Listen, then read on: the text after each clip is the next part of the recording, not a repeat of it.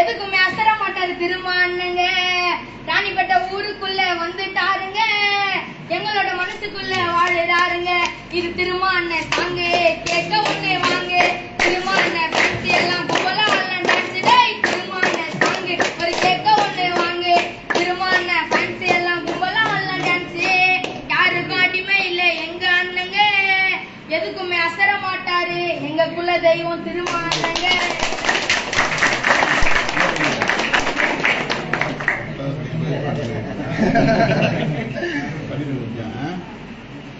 பாட்டு காணாம கலந்துறாங்க. ஓகேண்ணா ஓகேண்ணா ஓகேண்ணா நல்லா பாடுறாங்க.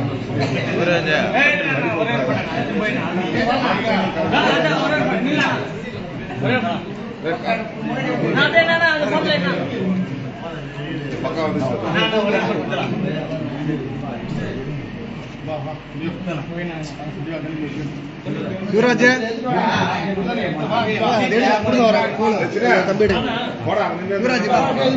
சீக்கிரம் போடுப்பா.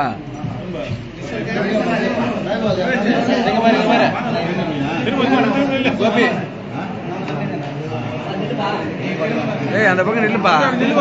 அப்படி இல்லையா? அப்படி இல்ல.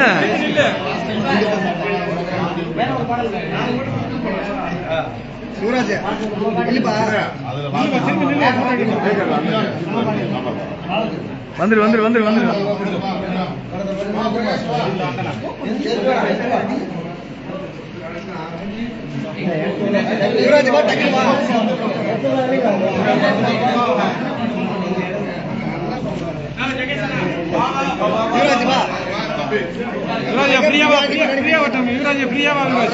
மூணு பேர் போட்டுட்டோம் பிரியா.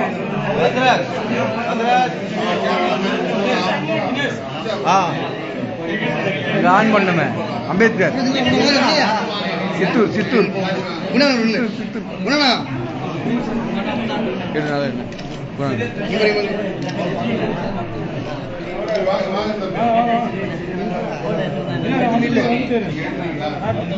யாருன்னா புத்தண்ணி போடா.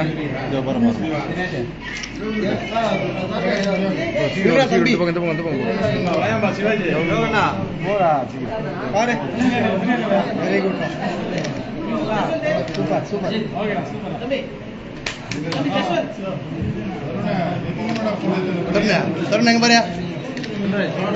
தருண் வாங்க வாங்க தருண்.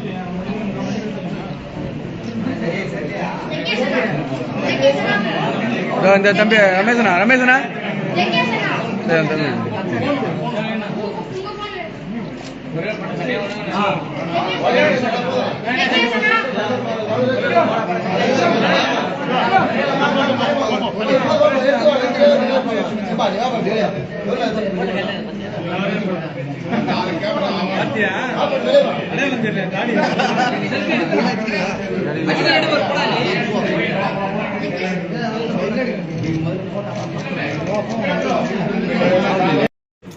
இந்தியர்கள் அனைவரும் ஒற்றுமையாக இருந்து இந்த பயங்கரவாத ஒழிப்பில்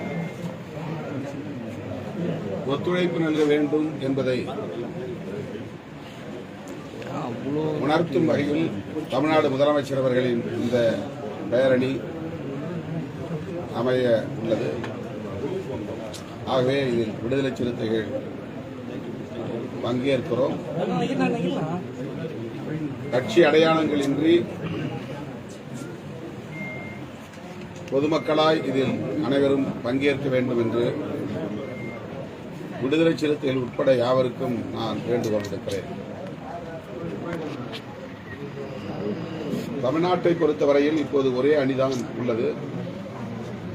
திமுக தலைமையிலான மதசார்பற்ற முற்போக்கு கூட்டணி மட்டும்தான் ஒரு அணி என்கிற வடிவத்தில் உள்ளது. எதிர்க்கட்சிகள் இன்னும் ஒரு அணியாகவே வடிவம் பெறவில்லை. காங்கிரசும் அதிமுகவும் கூட்டணி அமைத்துக் கொண்டதாக சொன்னாலும் அது இன்னும் உறுதி பெறவில்லை. அந்த அணியிலே வேறு யார் யார் பங்கேற்கப் போகிறார்கள் என்பதும் உறுதிப்படவில்லை. எனவே திமுக தலைமையிலான மதசார்பற்ற முற்போக்கு கூட்டணிக்கு பொதுமக்களின் பேராதரவு வழக்கம் போல் இந்த தேர்தலிலும் கிடைக்கும். மகத்தான வெற்றியை மக்கள் வழங்குவார்கள் என்ற நம்பிக்கை உள்ளது. அந்த அடிப்படையில் தான் முதலமைச்சர் அவர்கள் திராவிட முன்மாதிரி 2.0 திராவிடியன் மாடல் 2.0 என்று இந்த தேர்தலில் வெற்றி பெற இருக்கிற அரசு குறித்து கருத்து கூறியிருக்கிறார். அதை வரவேற்கிறார். பாஜக மும்மொழி கொள்கை, பாஜகவுடைய வழக்கறிஞர் மும்மொழி கொள்கை எல்லா மாநிலங்களும் பயன்படுத்துன்னு சொல்லிட்டு உச்சநீதிமன்றத்தில் ஒரு வழக்கு கொடுத்தாரு. உச்சநீதிமன்றம் அந்த கேஸை தள்ளுபடி செஞ்சிருக்காரு. கேரளா, தமிழ்நாடு, மேற்கு வங்கம் ஆகிய 3 மாநிலங்களிலும் தேசிய கல்விக் கொள்கையை நடைமுறைப்படுத்த ஆணையிட வேண்டும் என்றும் எல்லோரும் இந்தி படிப்பதற்கு ஏதுவாக அமையும். ஆகவே உச்சநீதிமன்றம் உரிய ஆணை பிறப்பிக்க வேண்டும் என்றும் வழக்கு தொடுத்தார்கள்.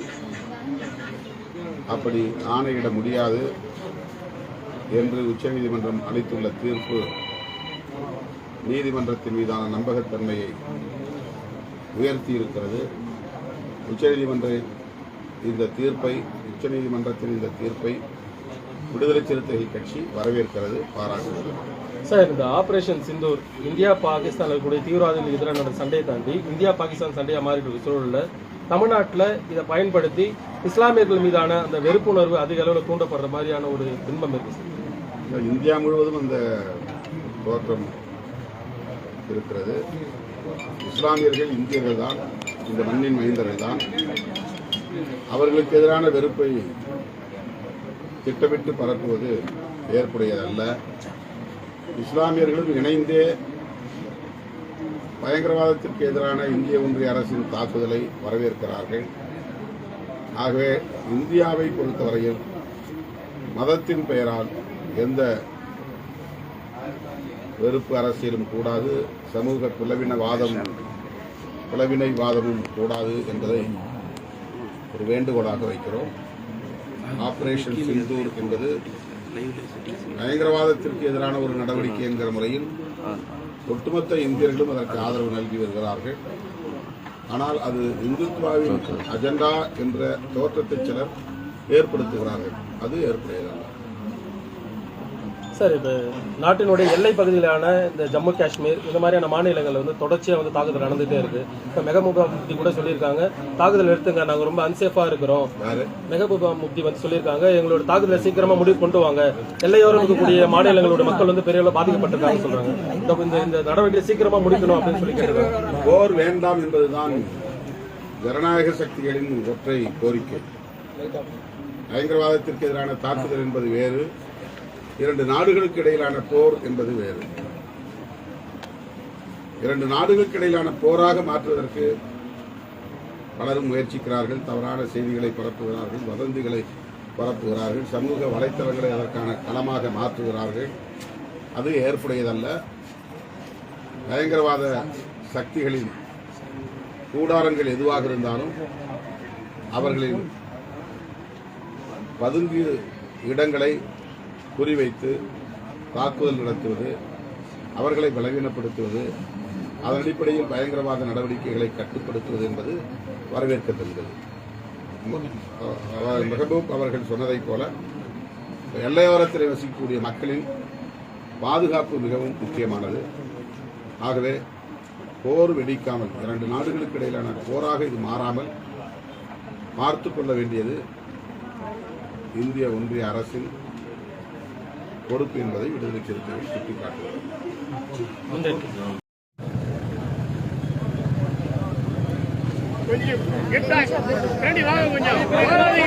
வருக வருக வருகவே, வருக வருக வருகவே, எழுச்சி தமிழர் வருகவே, வாழ்க வாழ்க வாழ்கவே, எழுச்சி தமிழர் வாழ்கவே, எழுச்சி தமிழர் வாழ்கவே.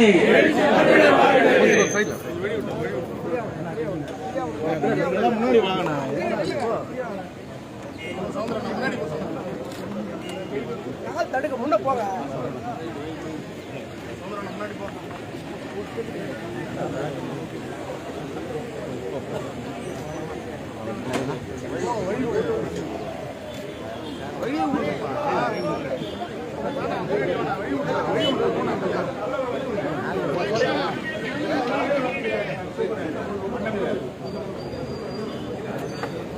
எல்லாம் உள்ள போனா நல்லா இருக்கப்பா. யாரும் உள்ள போவாங்க.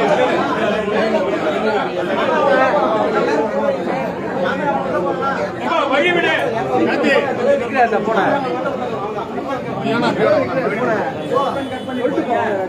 அண்ணா அப்படியே நிறுத்துங்கண்ணா.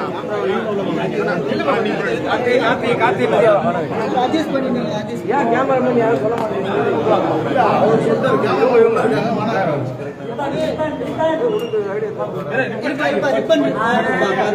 நீங்க இப்படி வாங்க சார்.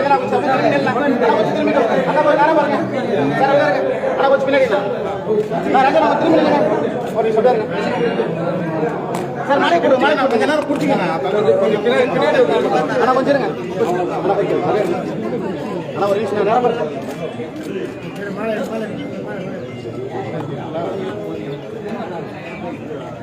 அறிமுகப்படுத்திருங்க.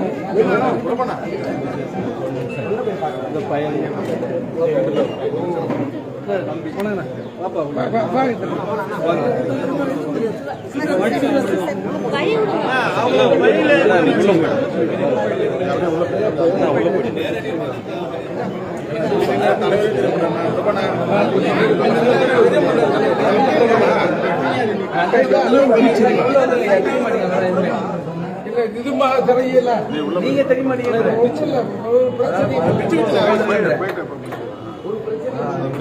சொல்றேன் சும்மா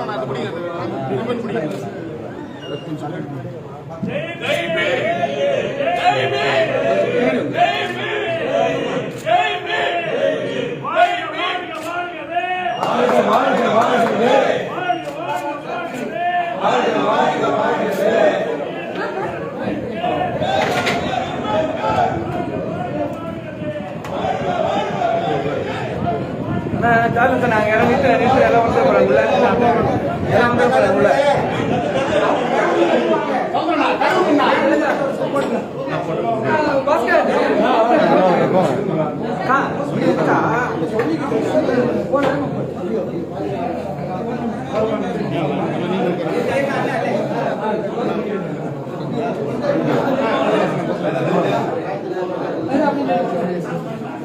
கார்த்திக் கார்த்திக் பசங்க எங்கண்ணா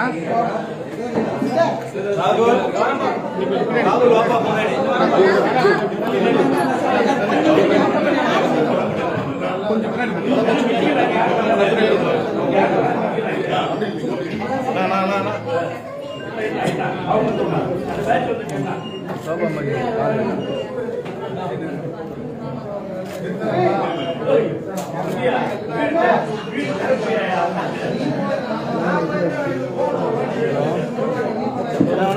கொஞ்சம் வீடு குடி போறாங்க அது சாப்பிட்டேன் இருக்கு காலங்க வேற அந்த வீட்டு எங்க வீடு எடுக்கணும்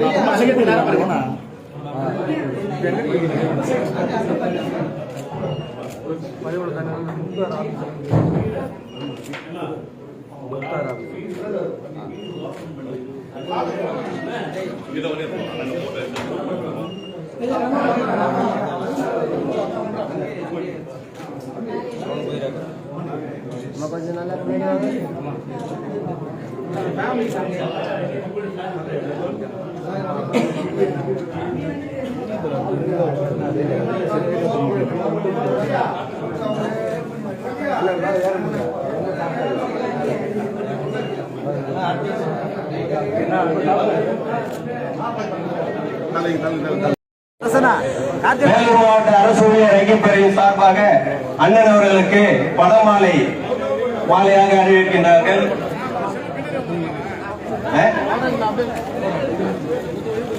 இந்த நிகழ்விற்கு எனக்கு உறுதுணையாக இருந்த என்னுடைய நண்பரும் திருவண்ணாமலை மாவட்ட அரசு ஊழியர் ஐக்கியப்பேரவையின் தலைவருமான வேல்மூர் ரவி அவர்களுக்கும் திருவண்ணாமலை மாவட்டத்தை சார்ந்த அனைத்து நிர்வாகிகளுக்கும் என்னுடைய தனிப்பட்ட முறையிலும் அரசு ஊழியர் ஐக்கியப்பேரவையின் சார்பாலும் நன்றியை தெரிவித்துக் கொள்கின்றோம்.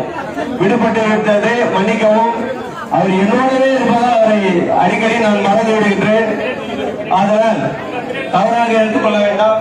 அவருக்கு என்னுடைய நன்றியை தெரிவித்துக் கொள்கின்றேன்.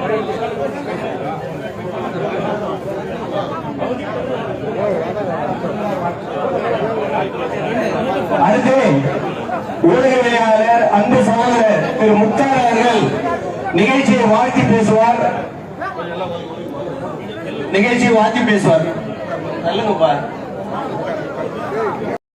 அவர் யாரை நினைக்கின்றாரோ, அவர் யாரை ஆதரிக்கின்றாரோ அவர்கள் தான் முதல்வராக கூடிய 2026 தேர்தல் களத்தில் ஒரு மாபெரும் சக்தியாக தெரிந்திருக்கின்றார் என்றால் இது மிகப்பெரிய ஒரு ஆச்சரியமான விஷயம் அல்ல.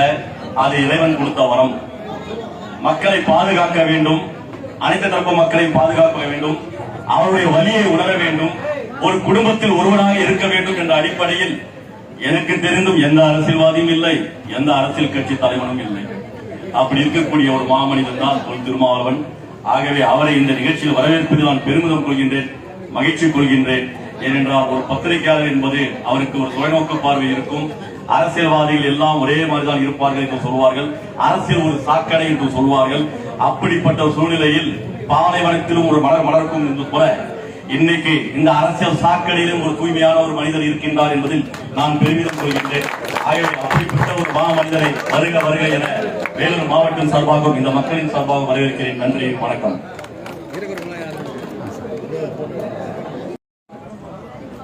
தலைமை வகித்து சிறப்பித்துக் கொண்டிருக்கிற ஜெய்பீம் பத்மநாதன் அவர்களே, இதனை முன்னிலை வகித்து சிறப்பித்துக் கொண்டிருக்கிற Sri Bhaskaran, வெல்மூ Ravi, Ambeth Arasu, Veera Rajendran, M Vijayan, G Kathiravan, K Baby, G Kanniyappan, R Rajan, Priyavarthini ஆகிய தோழர்களே, அனைவரையும் வரவேற்று சிறப்பித்திருக்கிற பேரவையின் வேலூர் மாவட்ட தலைவர் த. பால்ராஜ் அவர்களே, இந்த நிகழ்வில் பங்கேற்று வாழ்த்துறை வழங்கி அமர்ந்திருக்கிற கட்சியின் துணை பொதுச் செயலாளர் தம்பி ஆற்றலரசு அவர்களே, எனக்கு முன்னர் இங்கே உரையாற்றி அமர்ந்திருக்கிற ஊடகவியலாளர் அன்பு இளவல் முக்தார் அவர்களே, மற்றும் பேரவையை சார்ந்த மலைச்சாமி, பாவாணன், புதியவன், பேராசிரியர் தமிழ்குமரன் ஆகிய முன்னணி தலைவர்களே, வேலூர் ராணிப்பேட்டை மத்திய மாவட்ட செயலாளர் ரமேஷ் கர்ணா அவர்களே, மேற்கு மாவட்ட செயலாளர் பிரபு என்கிற பிரபாகரன் அவர்களே, கிழக்கு மாவட்ட செயலாளர் இளையநிலா அவர்களே, சோ தமிழ் குண்டா என்கிற சார்லஸ், வழக்குரைஞர் ரத்ன நற்குமரன், கௌதமன், வெற்றி வளவன், நல்லூர் சம்பத், விஷாலம் சசிகுமார், மாந்தாங்கல் ராஜா, ஜே பாலாஜி, நரேஷ், சிறுத்தை சின்னையன், ராஜசேகர், து. ராஜன் ஆகிய தோழர்களே, வேலூர் மாவட்டத்தை சார்ந்த முன்னணி பொறுப்பாளர்கள் வேலூர் பிலிப், கோட்டி என்கிற கோவேந்தன், வழக்குரைஞர் மா. சுதாகரன், வழக்குரைஞர் சிவச்செல்லப்பாண்டியன், வழக்குரைஞர் சஜின்குமார், இளங்கோ, அமலா, ரீகன், விஜயசாரதி, வையாபுரி ஆகிய தோழர்களே, பேரவையின் வேலூர் மாவட்ட நிர்வாகிகளே, ராணிப்பேட்டை நிர்வாகிகளே, அரப்பாக்கம் முகாம் பொறுப்பாளர்கள் பிரபு, சிவக்குமார், ராஜேஷ், பாண்டியன், ராஜசேகரன், விக்னேஸ்வரன், ராஜசேகர், இன்னொரு ராஜசேகர், மாயவண்ணன், மு குமாரர், ரேகா பாலமுரளி, கு பாலமுரளி, சி செல்வம் உள்ளிட்ட இயக்கத்தின் பேரவையின் முன்னோடிகளே, அண்ணன் மருத்துவர் வேலூர் ஞானசேகரன் அவர்களே மற்றும் அண்ணன் அரப்பாக்கம் ராஜா அவர்களின் குடும்பத்தை சார்ந்த உற்றார் உறவினர்களே, திரளாக கூடியிருக்கிற என் உயிரின் உயிரான விடுதலை சிறுத்தைகளே, உங்கள் அனைவருக்கும் என்னுடைய கனிவார்ந்த வணக்கத்தை தெரிவித்துக் கொள்கிறேன். 11 மணிக்கு மண்டல செயற்குழு கூட்டம். அதனை முடித்துக் கொண்டு நான் இன்று மாலை சென்னையிலே நடைபெறவிருக்கிற முதலமைச்சர் தலைமையிலான பேரணியிலும் பங்கேற்க வேண்டும். பகல்காம் பயங்கரவாத தாக்குதலை கண்டித்து இந்திய ராணுவம் மேற்கொண்டு வருகிற ராணுவ நடவடிக்கைக்கு ஆதரவு அளிக்கக்கூடிய ஒரு பேரணியை நம்முடைய தமிழ்நாடு முதலமைச்சர் அவர்கள் அறிவித்திருக்கிறார். இந்தியாவிலேயே வேறு எந்த மாநிலமும் இப்படி ஒரு ஆதரவு பேரணியை அறிவிக்கவில்லை. நம்முடைய முதலமைச்சர் அறிவித்திருக்கிறார். ஆகவே அவரோடு அந்த பேரணியில் பங்கேற்க சென்னைக்கும் விரைந்து செல்ல வேண்டும் என்கிற ஒரு சூழலில் உங்கள் முன்னால் நான் இருக்கிறேன். அரப்பாக்கம் ராஜா அவர்கள் வந்ததும் சொன்னார், 5 நிமிடம் அல்லது 10 நிமிடம் உங்களை விட்டு விடுகிறேன் என்று சொன்னார். சென்னைக்கு வந்து தேதி கேட்ட போதே நீண்ட நேரம் எடுத்துக் கொள்ள மாட்டோம், வந்ததும் உங்களை அனுப்பி வைக்கிறோம் என்று உறுதியளித்தார். நாளைக்கு நடைபெறுவதாக இருந்த நிகழ்ச்சியை இன்றைக்கு ஒரு நாள் முன்னதாக முன்தள்ளி வைத்திருக்கிறோம். முதலில் அவருக்கு 11ஆம் தேதி தான் ஒதுக்கப்பட்டது. ஆனால் அதே தேதியில் திருச்சிராப்பள்ளியிலே ஒரு இஸ்லாமிய கலை இலக்கிய பேரவை நடத்துகிற மாநாட்டில் நான் காலையில் பங்கேற்க வேண்டும். மாலையில் மாமல்லபுரத்திலே அண்ணன் பஷீர் அகமது அவர்களின் இல்ல திருமண நிகழ்விலும் பங்கேற்க வேண்டும் என்கிற ஒரு நெருக்கடி ஏற்பட்டதால் அண்ணன் ராஜா அவர்களை சென்னைக்கு அழைத்து அவரை கேட்டுக்கொண்டோம், வேண்டுகோள் விடுத்தோம். உங்கள் நிகழ்ச்சியை ஒரு நாள் முன்னர் தள்ளி வையுங்கள்.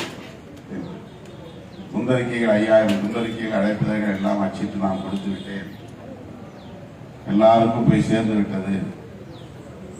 பௌத்த முறைப்படி இந்த இல்லத்தை திறப்பதாம். பௌத்த பிக்குகளுக்கும் நாளை குறித்து அவர்களின் ஒப்புதலை பெற்றுவிட்டேன் என்று சற்று தயக்கம் காட்டினார். இருந்தாலும் எனக்காக நீங்கள் ஒத்துழைக்க வேண்டும் என்று கேட்டுக்கொண்டதற்கு இணங்க ஒரு நாள் முன்னதாக இது நடைபெற்றுக் கொண்டிருக்கிறது. எனக்கு அறிமுகமான நாளிலிருந்து அரப்பாக்கம் ராஜா அவர்கள் இந்த இயக்கத்தின் மீதும் தலைமையின் மீதும் தீவிரமான பற்று கொண்டவராக, இயக்கம் எடுக்கிற முடிவுகளுக்கு முழுமையான ஒத்துழைப்பு நல்கக்கூடியவராக, அரசு ஊழியர்களாக இருப்பவர்கள் இந்த கட்சி வளர்வதற்கு மாதம் ஏதேனும் லெவி செலுத்துங்கள் என்று நான் விடுத்த வேண்டுகோளை ஏற்று முதல் நபராக தன்னுடைய பெயரை பதிவு செய்து தொடர்ந்து இன்னும் மாதம் 5000 ரூபாய் லெவி வழங்கிக் கொண்டிருப்பவர் அரப்பாக்கம் ராஜா அவர்கள். கட்சியில் இருக்கிற முன்னணி பொறுப்பாளர்கள் கூட யாரும் அதை பொருட்டாக எடுத்துக் கொள்ளவில்லை. 1000 ரூபாய் அல்லது 2000 ரூபாய் கட்சிக்கு ஒரு நபர் 500 ரூபாய் கூட பரவாயில்லை லெவி செலுத்தினால் ஒரு நாளைக்கு எவ்வளவோ செலவு தலைமையகத்தில் இருந்து. கட்சி தலைவர் என்கிற முறையில் என்னை தேடி வருகிற பொதுமக்கள், ஏழை எளிய மக்கள், பள்ளி கட்டணம், கல்வி கட்டணம், மருத்துவ செலவு, கோவில் திருவிழா செலவு என்றெல்லாம் தேடி வருகிறார்கள். அது மட்டுமில்லாமல் கட்சியின் செயல் திட்டங்களுக்கான செலவு. எனவே ஆளுக்கு 100, 200, 500, 1000 லெவியாய் மாதந்தோறும் செலுத்துங்கள் என்று நான் பல செயற்குழு கூட்டங்களிலே வலியுறுத்தி சொல்லியிருக்கிறேன். ஆனால் அதை ஏற்றுக்கொண்டு அதற்கு ஏற்ப மனமுவந்து கட்சிக்கு நிதி வழங்கக்கூடிய 1-2 பேர்களில் அவரும் ஒருவர் என்பதை இந்த நேரத்தில் நான் மகிழ்ச்சியோடு தெரிவித்துக் கொள்ள கடமைப்பட்டிருக்கிறேன். இப்போது கூட உங்கள் முன்னால் தாய்மன் அறக்கட்டளைக்கு 1 லட்சம் ரூபாய் காசோலை வழங்கியிருக்கிறார். ஒரு மாதத்தில் 20 நிகழ்ச்சிகளுக்கு மேல் நான் இல்ல திறப்பு, திருமண நிகழ்ச்சி, காதணி விழா, இப்படி குடும்ப நிகழ்ச்சிகளில் பங்கேற்கிறேன். யாரிடத்திலும் நான் என் செலவுக்கு கூட ஏதாவது நீங்கள் கட்டணம் செலுத்த வேண்டும் என்று கேட்டதே இல்லை. இந்த 25-30 வருஷத்துல 10 பேரோடு நான் 2-3 வண்டிகளில் பயணம் செய்கிறேன். அவ்வளவு பேருக்கும் உணவு, வண்டிக்கு டீசல், அடிக்கடி அதிகம் விமானத்தில் பயணம் செய்யக்கூடிய நபர் நானாகத்தான் இருப்பேன் என்று கருதுகிறேன். மாதத்திலே 20 நாள் நான் பிளைட்ல இறங்குறேன். அதற்கெல்லாம் கடைசி நேரத்திலே விமானத்தை புக் செய்கிற போது அதனுடைய ரேட் ரொம்ப பல மடங்கு உயர்ந்து விடும். 3000 ரூபாய் இருக்கிற டிக்கெட் திடீர்னு 15,000 ரூபாய் 18,000 ரூபாய் போயிடும். ஒரு திருமணத்தில் தென்கனிக்கோட்டையில் ஒரு திருமணத்தில் கலந்துக்கணும், அவ்வளவுதான். அங்கே போய் ஒரு 10 நிமிஷத்துல வேலை. அதுக்காக 11:40 சென்னையில் விமானம் பிடிச்சு பெங்களூர்ல போய் இறங்கும் போது மணி 1. அங்கிருந்து பை ரோடே பயணம் பண்ணி ஒசூர்ல இருந்து தென்கனிக்கட்டை போய் சேரும்போது 3:45 ஆயிடுச்சு. அந்த நேரத்தில் ஒரு 50-100 பேர் அந்த இடத்துல காத்திருந்தாங்க. அவங்க எல்லாம் பார்த்து நான் படுக்கிறது 4:45 ஆகிப்போச்சு. 7 மணிக்கே வந்து கதவை டமால் தட்டுறாங்க. அவங்களுக்கு 7 மணிங்கிறது நல்லா விடிஞ்ச நேரம். நான் அப்பதான் படுத்தேன், 5 மணிக்கு தான் படுத்தேன். அவங்களுக்காக உடனே எழுந்து உடனே நான் ரெடி ஆகி ஒரு 100-200 பேரை பார்த்துட்டு அதுக்கப்புறம் அந்த திருமணத்துக்கு போய் 5 நிமிஷம் கூட இல்லை மேடையில் திருமண நிகழ்ச்சியில் போட்டு நசுக்கி ஒரு திருமண நிகழ்ச்சியில் பங்கேற்கிறதுக்காக எவ்வளவு ரிஸ்க் எடுக்கிறோம் சொல்றேன். சென்னையிலிருந்து பெங்களூர்ல இருந்து தென்கனிக்கோட்டையிலிருந்து அதுக்கு பிறகு நான் ஒசூர்ல இருந்து கிருஷ்ணகிரியிலிருந்து இந்த நிகழ்ச்சியில் கலந்துக்கிறதுக்காக ராத்திரி 10 மணிக்கு வந்து 1 மணி வரலாம் விசிட்டர்ஸ் பார்த்துட்டு அதுக்கப்புறம் படுக்கிறேன். 12-12:30 வந்துட்டாங்க விசிட்டர்ஸ் தங்கியிருக்க இடத்துல இந்த நிகழ்ச்சியில் கலந்துக்கிறதுக்காக. இப்படி அலைகிற போது அதற்கான போக்குவரத்து செலவு, தங்குகிற செலவு, சாப்பாட்டு செலவு, இதெல்லாம் என்ன செய்வார் திருமாவளவன் என்று யாரும் நினைத்து பார்ப்பதில்லை. யாரிடமும் நம்ம கேட்பதும் இல்லை. ரூம் போறாங்க மாவட்ட செயலாளர்கள், அவ்வளவுதான். அரப்பாக்கம் ராஜா அவர்கள் அதையெல்லாம் உணர்ந்து ஒரு கட்சியை நடத்துவது என்பது லட்சக்கணக்கான குடும்பங்களை நடத்துவது போல. ஒரு குடும்பத்தை நடத்துறது எவ்வளவு சிரமம். லட்சக்கணக்கான குடும்பங்களை நடத்துவது போல வருஷத்துல 3-4 பேரணி அல்லது மாநாடு அல்லது கருத்தரங்கம் அல்லது விருதுகள் வழங்கும் விழா அல்லது போராட்டங்கள்.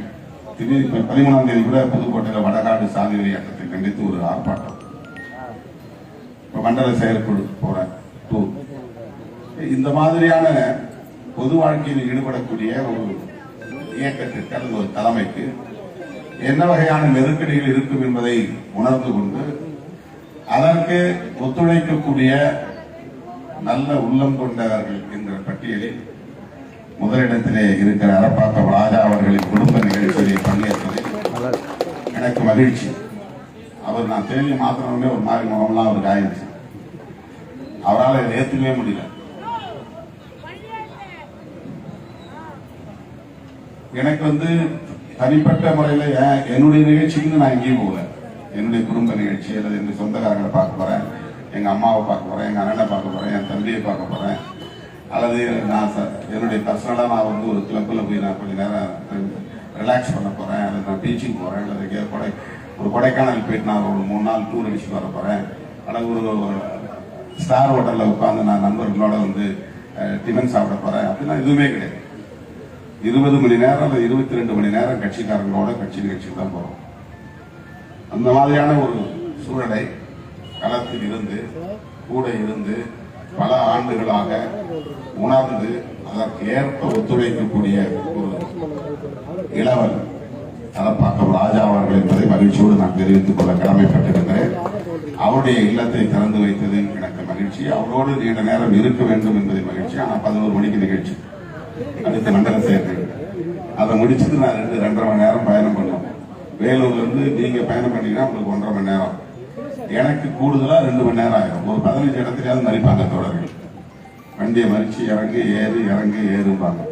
சால்வை போடணும், செல்ஃபி எடுக்கணும், மாலை போடணும், எல்லா வேலையும் செஞ்சு தான் அனுப்புவோம். அங்கேருந்து நம்ம சென்னைக்கு நேராக பாயிண்ட் டு பாயிண்ட் போக முடியாது. நான் வந்து டவுன் பஸ் மாதிரி எல்லா இடத்துலையும் நின்று போகணும். ரூட் பஸ் மாதிரி போக முடியாது. அதனால கொஞ்சம் முன்னாலே நான் கிளம்பணும்.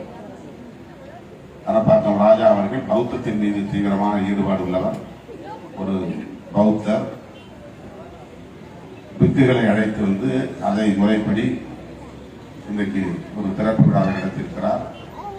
அது இல்லாமல் பக்கத்தில் அவரும் சேர்ந்து பல பௌத்த அமைப்புகள் எல்லாம் சேர்ந்து இயக்கங்கள் எல்லாம் சேர்ந்து ஒரு பௌத்த விகாரை கட்டி கொண்டிருக்கிறார்கள். அந்த விழாவுக்கு நான் வர வேண்டும். நான் தான் அதற்கு அடிக்கல் நாட்டினேன். அதே போல இந்த விருஞ்சிபுரம் லட்சுமி ரங்கசாமி கல்வி அறக்கட்டளை, இந்த அறக்கட்டளை நல்ல பணிகளை இந்த பகுதியிலே செய்து வருகிறது. ஏழை எளிய பிள்ளைகளுக்கு ஊக்கமளித்து வருகிறது. அந்த அறக்கட்டளை முன்னெடுக்கிற பல நிகழ்ச்சிகளில் நான் பங்கேற்றிருக்கிறேன். வேலூர் மாவட்டம் எந்த அளவுக்கு அம்பேத்கர் அரசியலால் பக்குவப்பட்டிருக்கிறது, பண்பட்டிருக்கிறது என்பதை விளக்கி சொல்ல தேவையில்லை. தமிழ்நாடு அரசு இந்த மாவட்டங்களுக்கெல்லாம் தலைவர்கள் பெயரை சூட்டும் போது 30-38 மாவட்டங்களில் அம்பேத்கர் பெயரை எந்த மாவட்டத்துக்கு சூட்ட வேண்டும் என்று அரசு சிந்தித்த உடனேயே வேலூர் அம்பேத்கர் மாவட்டம் என்று முடிவு செய்தது. காஞ்சி மாவட்டத்தையோ அல்லது செங்கல்பட்டு மாவட்டத்தையோ சென்னை மாவட்டத்தையோ நான் பிறந்த அரியலூர் மாவட்டத்தையோ அல்லது மதுரை மாவட்டத்தையோ அது அவர்கள் யோசிக்கவில்லை. அம்பேத்கர் மாவட்டத்தை தமிழ்நாட்டிலே ஒரு மாவட்டத்திற்கு சூட்ட வேண்டும் என்று அவர்கள் அன்றைக்கு கலைஞர் அவர்கள் முடிவெடுத்த போது வேலூர் மாவட்டத்தை தான் அம்பேத்கர் மாவட்டம் என்று முடிவு செய்தார்கள். அந்த அளவுக்கு வேலூர் மாவட்டம் பழைய வட ஆற்காடு மாவட்டம் என்பது அம்பேத்கர் அரசியலால் பௌத்த அரசியலால் பிற மாவட்டங்களை விட பக்குவப்பட்ட ஒரு மண். வேறு எங்கும் இல்லாத அளவுக்கு அரசியல் விழிப்புணர்வு உள்ள ஒரு பகுதி. திரும்புகிற திசையெல்லாம் அம்பேத்கருக்கு சிலைகள் உள்ள மாவட்டம் வேலூர் மாவட்டம். ஈரோடுலாம் ஒரே ஒரு சிலை தான் இருக்குது. கோவையில ஒரு எஃப்சி ஆபீஸ் மட்டும்தான் இருக்கு. மற்ற இடங்கள்ல மேற்கு மாவட்டங்கள்லாம் சிலையே கிடையாது.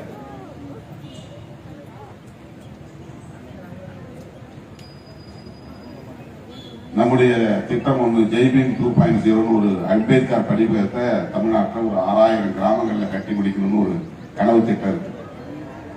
அதை இந்த பகுதியில் ஜெய்பீம் 2.0 படிப்பகத்தை நானே கட்டி தருகிறேன் என்கிற உறுதியை தந்திருக்கிறார் அரப்பாக்கம் ராஜா அவர்கள். கட்டி முடிச்சாச்சா? அதான் அன்னைக்கு சொன்னீங்க படிப்பகம் திறக்கணும்னு, இப்போ ஒன்னும் சொல்லலையேன்னு பார்த்தேன். ஜெய்பீம் 2.0 படிப்பகத்தையும் கட்டி முடித்த அரப்பாக்கம் ராஜா அவர்களை நான் நெஞ்சார பாராட்டுகிறேன், வாழ்த்துகிறேன். நாம் அறிவித்த திட்டத்தில் முதல் ஜெய்பீம் படிப்பகம் இதுவாகத்தான் இருக்கும் என்று நான் கருதுகிறேன். அறிவித்த பிறகு வேலூர் மாவட்டம் எல்லாவற்றிலும் முதன்மை வகிக்கிறது. அம்பேத்கர் அரசியலை பொறுத்தவரையில் ஜெய்பீம் வேலூர் மாவட்டம் அந்த அளவுக்கு விழிப்புணர்வு அடைந்த ஒரு மாவட்டம். ஆண்டுதோறும் நாக்பூருக்கு செல்லக்கூடியவர்களின் எண்ணிக்கை வேலூர் மாவட்டத்தில் இருந்துதான் அதிகம் போகிறார்கள் என்பதும் நாம் அறிந்த உண்மை. ஆகவே இந்த நிகழ்ச்சியில் பங்கேற்றதை நான் பெரிதும் மகிழ்ச்சி அடைகிறேன். முக்தார் அவர்கள் சொன்னார், எல்லோரையும் போல இவர் சராசரியான அரசியல்வாதி அல்ல, அதை தாண்டி ஏதோ அவரிடத்திலே ஒரு ஈர்ப்பு இருக்கிறது, அதனால்தான் எல்லோரும் அவரை பார்க்க வேண்டும் என்று ஆசைப்படுகிறார்கள். அந்த வகையில் நானும் வந்து இந்த நிகழ்வுகளை பங்கேற்று அவரை வரவேற்கிறேன் என்று சொன்னார். அவரை பற்றி ஒரு பரபரப்பான ஊடகவியலாளர் என்பது உங்கள் அனைவருக்கும் தெரியும். நிறைய சர்ச்சைகளை கிளப்பக்கூடியவர், பலரின் பகைக்கும் அவர் ஆளாகிறார், பலருடைய ஆதரவாளராகவும் அவருக்கு பலருடைய ஆதரவும் அவருக்கு உண்டு. அந்த வகையிலே இந்த இயக்கத்தையும் என்னுடைய தலைமையையும் இந்த இடத்திலே உங்கள் முன்னால் அவர் வாழ்த்தி பேசியது முகஸ்துதிக்கானதாக இல்லை என்பதையும் சொல்லிவிட்டு சொன்னார். 2026 நடைபெற இருக்கிற சட்டப்பேரவை தேர்தலில் விடுதலை சிறுத்தைகள் கட்சி ஒரு தீர்மானிக்கிற சக்தியாக இருக்கும். எந்த நம்பிக்கையில் சொன்னார் என்றால், நீங்கள் என் மீது காட்டுகிற அந்த அன்பின் அடிப்படையில் தான், அந்த நம்பிக்கையின் அடிப்படையில் தான் மக்கள் திருமாவளவன் தலைமையை ஏற்றுக்கொண்டிருக்கிறார்கள். அவர் எடுக்கிற முடிவை மனப்பூர்வமாக வரவேற்கிறார்கள், ஆதரிக்கிறார்கள். ஆகவே அவர் சொல்லுகிறபடி வாக்களிப்பார்கள் என்கிற அந்த நம்பிக்கையின் அடிப்படையில் இந்த இடத்திலே அவர் அதை சொன்னார். மற்றபடி நம்ம கையில் ஒன்றும் மந்திரப்பொருள் கிடையாது. நான் நிற்கிற இடம் தான், அந்த அணி தான் ஜெயிக்கும், நான் வந்து தனி ஒரு ஆளா நான் திமுக கூட்டணியில் இருக்கிறேன், எனவே திமுக கூட்டணி வெற்றி பெற்றுவிடும் அப்படின்னு நான் வந்து தனி ஒரு ஆளா அதை வெற்றி பெற வைத்து விட முடியாது. நான் ஒரு முடிவு எடுக்கிறேன்னா அந்த முடிவு வந்து கட்சியின் முடிவு. கட்சியின் முடிவுன்னு சொன்னா அம்பேத்கர் அரசியலுக்கான ஒரு முடிவு, ஒடுக்கப்பட்ட மக்களுக்கான ஒரு அரசியலின் முடிவு. ஆகவே அதை இன்றைக்கு ஒடுக்கப்பட்ட மக்களையும் தாண்டி பொதுவான அனைத்து தரப்பு ஜனநாயக சக்திகளும் இன்றைக்கு ஆதரிக்கிற சூழல் கணிந்திருக்கிறது என்பதையெல்லாம் ஒரு ஊடகவியலாளர் என்கிற முறையில் உள்வாங்கிக் கொண்டு புரிந்து கொண்டு அந்த அடிப்படையில் இந்த கருத்தை முன்வைத்தார். அதை இந்த இடத்தில் நான் எதற்காக என்டார்ஸ் செய்து பேசுகிறேன் என்று சொன்னால், நான் உங்களிடத்தில் அதையே ஒரு வேண்டுகோளாக வைக்க கடமைப்பட்டிருக்கிறேன். என்ன முடிவை அரசியல் களத்திலே நான் எடுத்தாலும் கூட அதற்கு உங்களுடைய நல்ல ஆதரவு என்றென்றும் தேவை. நான் எடுக்கிற முடிவுக்கு தனிப்பட்ட முறையிலே என்னுடைய நலனுக்காகவோ அல்லது என்னை சுற்றியுள்ள ஒரு சிலரின் நலனுக்காகவோ நான் எந்த முடிவையும் எந்த காலத்திலும் எடுத்ததில்லை. மக்களின் நலனுக்காகவும் ஒட்டுமொத்த தேசத்தின் நலனுக்காகவும் தான் இந்த மாதிரியான சில நிலைப்பாடுகளை நான் எடுத்திருக்கிறேன், எடுத்துக் கொண்டு இருக்கிறேன். இப்போது கூட இந்தியாவுக்கும் பாகிஸ்தானுக்கும் இடையிலே போர் நடக்கக்கூடாது என்பதுதான் நம்முடைய கருத்து. போர் யாருக்கும் நல்லதல்ல. ஆனாலும் கூட பயங்கரவாத நடவடிக்கைகளுக்கு எதிராக இந்திய ராணுவம் ஒரு தாக்குதலை நடத்தி கொண்டிருக்கிறது என்கிற போது அதனை வரவேற்கவும் அதனை ஆதரிக்கவும் நாம் கடமைப்பட்டிருக்கிறோம். அதுதான் எத்திக்ஸ். தேசத்தின் மீது நாம் கொண்டிருக்கிற பற்றுதலுக்கான ஒரு அடையாளம். பாஜக ஆளுகிற கட்சியாக இருக்கலாம், பாஜகவோடு நமக்கு முரண்பாடுகள் இருக்கலாம், அது வேறு. ஆனால் அது எடுக்கிற நடவடிக்கை என்பது டெரரிசத்திற்கு எதிரான ஒரு ஆபரேஷன், ஒரு நடவடிக்கை. டெரரிசம் என்பது எந்த வடிவத்தில் எந்த பெயரில் வந்தாலும் அதை நாம் ஏற்க முடியாது. அதை நாம் கடுமையாக மூர்க்கமாக எதிர்க்க வேண்டும்.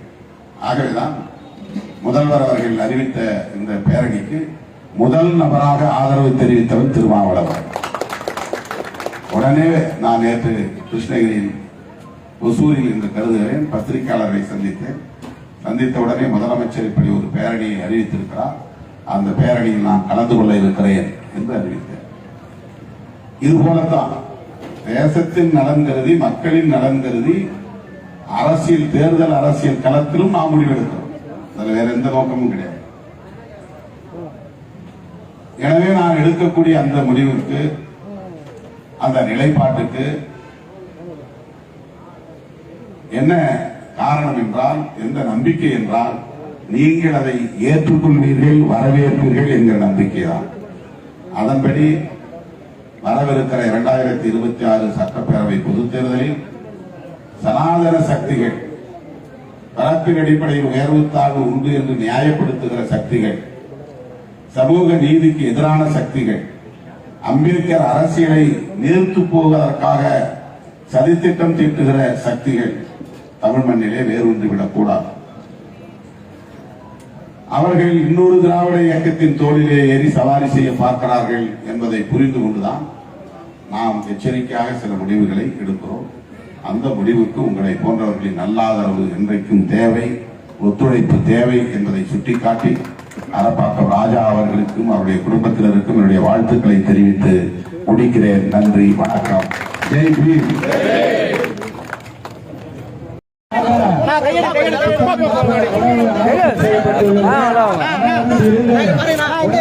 அனுப்பிவிட்டு செல்லுமாறு கேட்டுக்கொள்கிறோம்.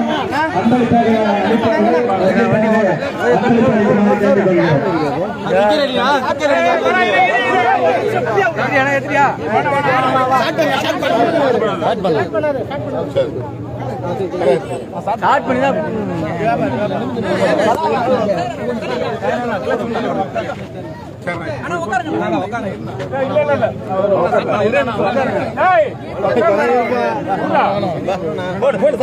சீக்கிரமா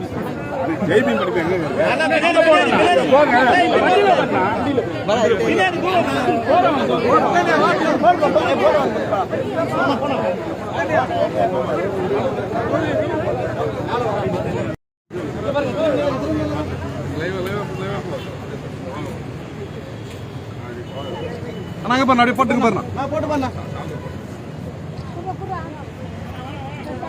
இங்க பாருங்க சரிங்க தள்ளி போய் நின்று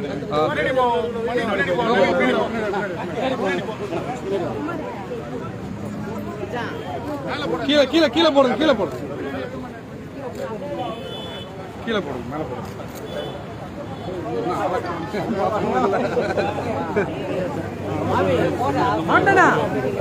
சால்வா போட்டா யாரா குறுக்க குறுக்க ஓடி ஏன்னா இல்ல சால்வா அப்புறம் போடலாம் என்ன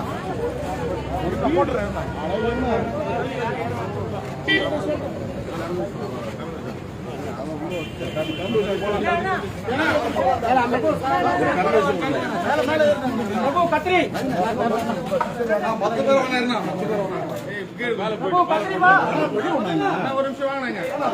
நான் மொத்த பேர்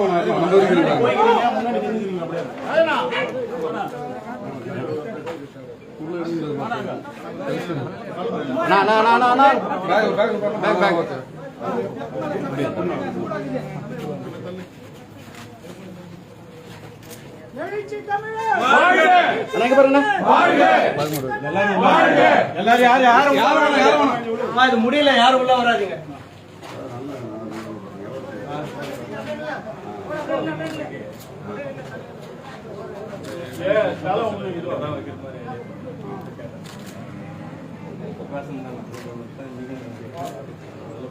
ஒரு மாசம் முடிச்சார் நான் கடை தெரியல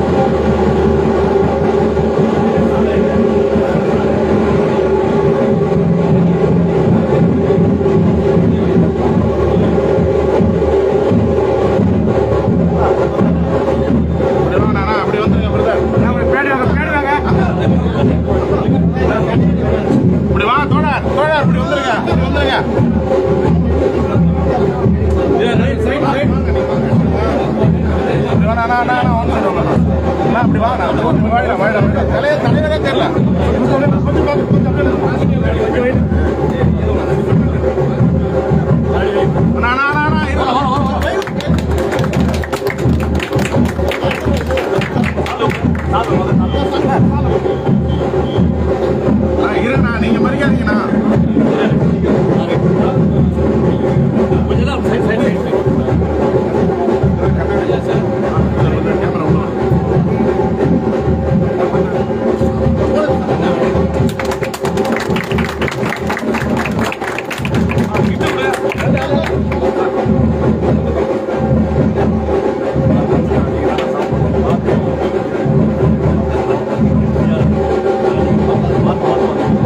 அப்படி வாங்கண்ணா, கொஞ்சம் வயதா வாங்கண்ணா.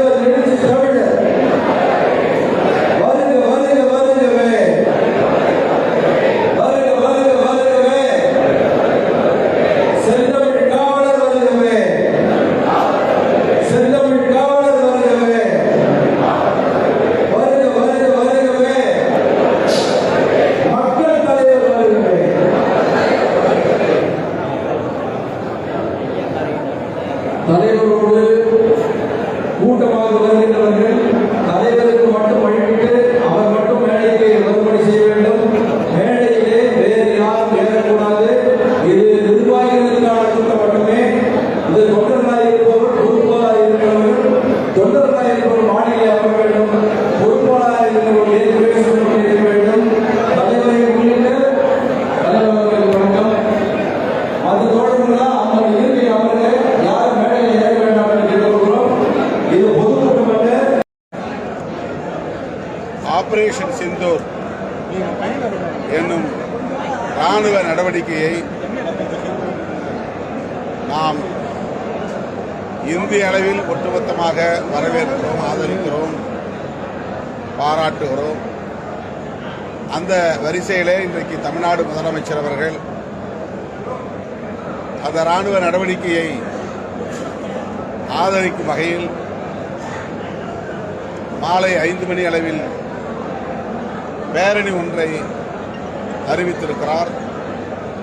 அந்த பேரணியில் விடுதலை சிறுத்தைகளும் பங்கேற்கிறோம். குறிப்பாக நான் ராணிப்பேட்டை நிகழ்வை, வேலூர் நிகழ்வை முடித்துக்கொண்டு அந்த பேரணியில் பங்கேற்பதற்காக செல்ல இருக்கிறேன். இந்த நடவடிக்கை பயங்கரவாதத்திற்கு எதிரான நடவடிக்கை என்கிற வகையில் அனைத்து தரப்பு ஜனநாயக சக்திகளும் ஆதரிக்கிறோம், ஆதரிக்க வேண்டும். அதே வேளையில் இது இந்தியாவுக்கும் பாகிஸ்தானுக்கும் இடையிலான ஒரு யுத்தமாக மாறிவிடக்கூடாது. போர் வேண்டாம் என்பதுதான் நம்முடைய வேண்டுகோள்.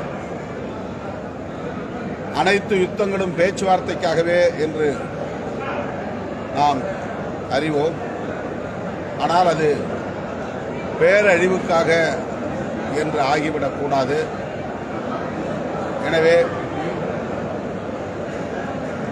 இந்திய மக்களும் போரால் பாதிக்கப்பட்டுவிடக்கூடாது என்கிற பெரும் கவலையோடு போர் வேண்டாம் என்கிற வேண்டுகோளையும் இந்த நேரத்தில் இந்திய ஒன்றிய அரசுக்கு, இந்திய முப்படைக்கும் வேண்டுகோள் விடுக்கிறோம். சார், இந்த ஒரு அசாதாரண சூழ்நிலையில் இந்தியா எடுக்கிற ஒரு நடவடிக்கைக்கு எல்லாருமே ஆதரவு தெரிவித்து வர சூழ்நிலையில் சில மாற்று கருத்துக்கள் வந்து பதிவிட்டு வரும்போது நம்ம வந்து இதை எப்படி எதிர்கொள்ள போறீங்க? நம்மளோட கட்சிக்காரர்கள் வந்து இது தவறான சித்தரிக்கப்படுறாங்க. நம்ம கட்சிக்காரர்கள் யாரும் அப்படி தவறாக ஒருத்தர் மேலே வந்து வழக்கு கிருஷ்ணன் முருகன் சொல்லிட்டு ஒருத்தர் பேரில் வழக்கு பதிவு முருகன் கிருஷ்ணன் சொல்லிட்டு ஒருத்தர் பேரில் வழக்கு பதிவு அந்த மாதிரி தவறான கருத்துக்களை அரசு, இந்திய ஒன்றிய அரசுக்கு எதிராக அல்லது இந்திய இராணுவத்திற்கு எதிராக பதிவு செய்திருந்தால் அது பிழை, தவறு. அப்படி யாரும் இந்த பதற்றமான சூழலில் விமர்சனம் என்கிற பெயரிலும் எதிர்கருத்துக்களை பதிவிடக்கூடாது என்று கேட்டுக்கொள்கிறேன்.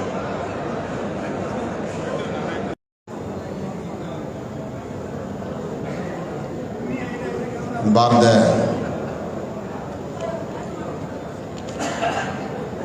மண்டல கலந்தாய்வு கூட்டத்தில் பங்கேற்று சிறப்பித்துக் கொண்டிருக்கிற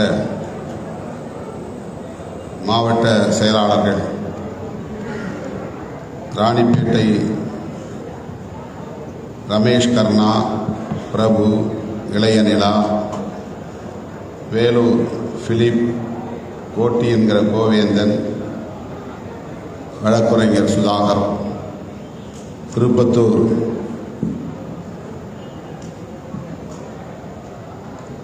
வெற்றி கொண்டான் ஓம் பிரகாஷ், திருவண்ணாமலை நியூட்டன், ஆரணி முத்து, மதியழகன், வளர்மதி, அசுரவடிவேல் ஆகிய தோழர்களே, மண்டல செயலாளர்கள் சுபாஷ் சந்திரபோஸ் அவர்களே, போலூர் செல்வம் அவர்களே, வழக்குரைஞர் சித்தார்த்தன் அவர்களே, மற்றும்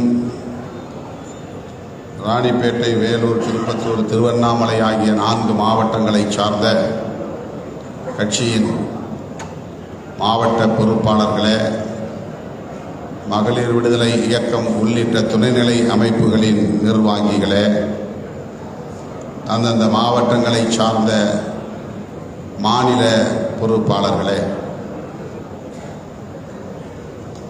இந்த 4 மாவட்டங்களையும் ஒருங்கிணைக்கும்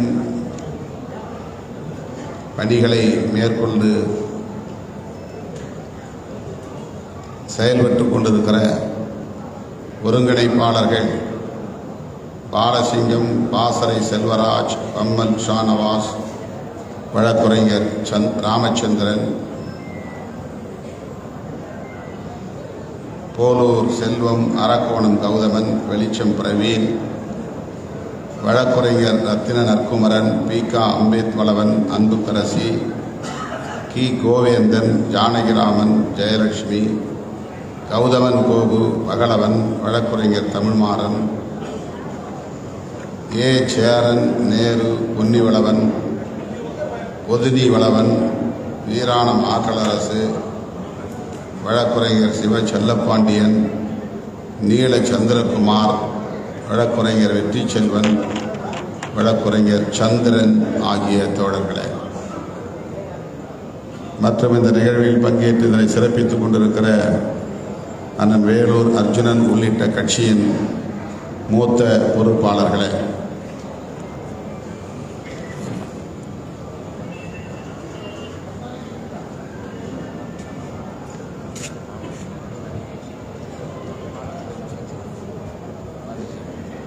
ராணிப்பேட்டை ராஜசேகர் ரூபாய் 5000 கட்சி நிதி,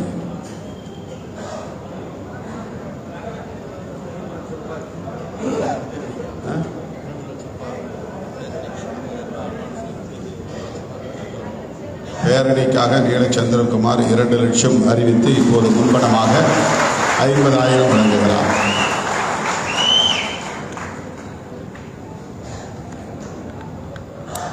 மற்றும் திரளாக கூடியிருக்கிற என் உயிரின் உயிரான விடுதலை சிறுத்தைகளை உங்கள் அனைவருக்கும் என்னுடைய பணிவார்ந்த வணக்கத்தை தெரிவித்துக் கொள்கிறேன். தவிர்க்க முடியாத காரணங்களால் இந்த நிகழ்வு சற்று காலம் தாழ்ந்து தொடங்கி இருக்கிறது. நாளை நடைபெறுவதாக இருந்த அரப்பாக்கம் ராஜா அவர்களின் நிகழ்ச்சியை இன்றைக்கு காலையிலேயே நாம் மாற்றி வைத்ததால்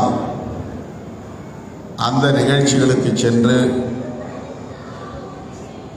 அங்கே ஏற்பாடு செய்யப்பட்ட திடீர் நிகழ்வுகளிலும் பங்கேற்று அதன் பின்னர் அங்கிருந்து இங்கே வந்து சேர இந்த காலத்தாழ்வு நேர்ந்து விட்டது. அதற்காக முதலில் வருத்தத்தை தெரிவித்துக் கொள்கிறேன். அது மட்டுமில்லாமல் இன்று மாலை முதல்வர் தலைமையில் நடைபெறவுள்ள பேரணியில் பங்கேற்க வேண்டும் என்ற திடீர் முடிவின் காரணமாக இந்த கலந்தாய்வு கூட்டத்தை விரைந்து முடிக்க வேண்டும் என்கிற ஒரு சூழலும் உருவாகியிருக்கிறது. இல்லை என்றால் நாம் மதிய உணவை சாப்பிட்டுவிட்டு கூட பொறுமையாக நிகழ்ச்சியை நடத்தி முடிக்கலாம். 4:30 மணிக்கு சென்னையில் இருந்தால்தான் 5 மணிக்கு அந்த பேரணியில் போய் பங்கேற்க முடியும். 2 அல்லது 2:30க்குள்ளாக இங்கிருந்து புறப்பட்டால் தான் அங்கே 4:30க்கு போய் சேர முடியும். இந்த நேரம் மற்றும் தூர நெருக்கடிகளை கணக்கில் கொண்டு மாவட்ட செயலாளர்களை பேசுவதற்கு அழைக்க இயலவில்லை, அனுமதிக்க இயலவில்லை. என்றாலும் கூட நீங்கள் என்ன பேச விரும்புகிறீர்களோ அது அவை எனக்கு தெரியும் என்பதால் நீங்கள் பேசியதாக நான் எடுத்துக்கொள்கிறேன். தோழர்கள் பொறுத்தருள வேண்டும். மிக குறுகிய கால இடைவெளியில் ஒரு பெரிய நிகழ்ச்சியை நாம் நடத்த திட்டமிட்டிருக்கிறோம். குறைந்தது 2 மாத காலம் ஒன்றிய அளவில் இறங்கி நாம் வேலை செய்தால்தான் ஒரு மாபெரும் பேரணியை, மக்கள் எழுச்சி பேரணியை வெற்றிகரமாக நடத்த முடியும். ஆனால் இப்போது நீங்கள் ஒரு நீண்ட நெடிய அனுபவம் பெற்றவர்களாக மாறியிருக்கிற சூழலில் இது போன்ற பேரணிகளை எல்லாம் குறுகிய கால இடைவெளியிலேயே வெற்றிகரமாக ஒருங்கிணைக்கக்கூடிய ஆற்றல் பெற்றவர்களாகவும் வளர்ந்திருக்கிற சூழலில் இந்த 3 வார கால இடைவெளி போதுமானது என்று நான் நம்புகிறேன். அந்த நம்பிக்கையோடு தான் மே 31ஆம் தேதி பேரணியை வெற்றிகரமாக நடத்த வேண்டும் என்று கேட்டுக்கொள்வதற்காக உங்களை தேடி வந்திருக்கிறேன். வெல்லும் ஜனநாயக மாநாட்டை நடத்திய போது தமிழ்நாடு முழுக்க நான் சுற்றுப்பயணம் மேற்கொண்டேன். மண்டல வாரியாக ஒரு நாளைக்கு ஒரு கூட்டம் என்கிற அடிப்படையிலே அதில் பங்கேற்க நேர்ந்தது. இந்த முறை சில இடங்களில் ஒரே நாளில் 2 கூட்டங்கள் என்கிற வகையிலே நாம் ஒருங்கிணைக்கிறோம். 13ஆம் தேதி 2 கூட்டங்கள், 14ஆம் தேதி 2 கூட்டங்கள், 15ஆம் தேதி 2 கூட்டங்கள்.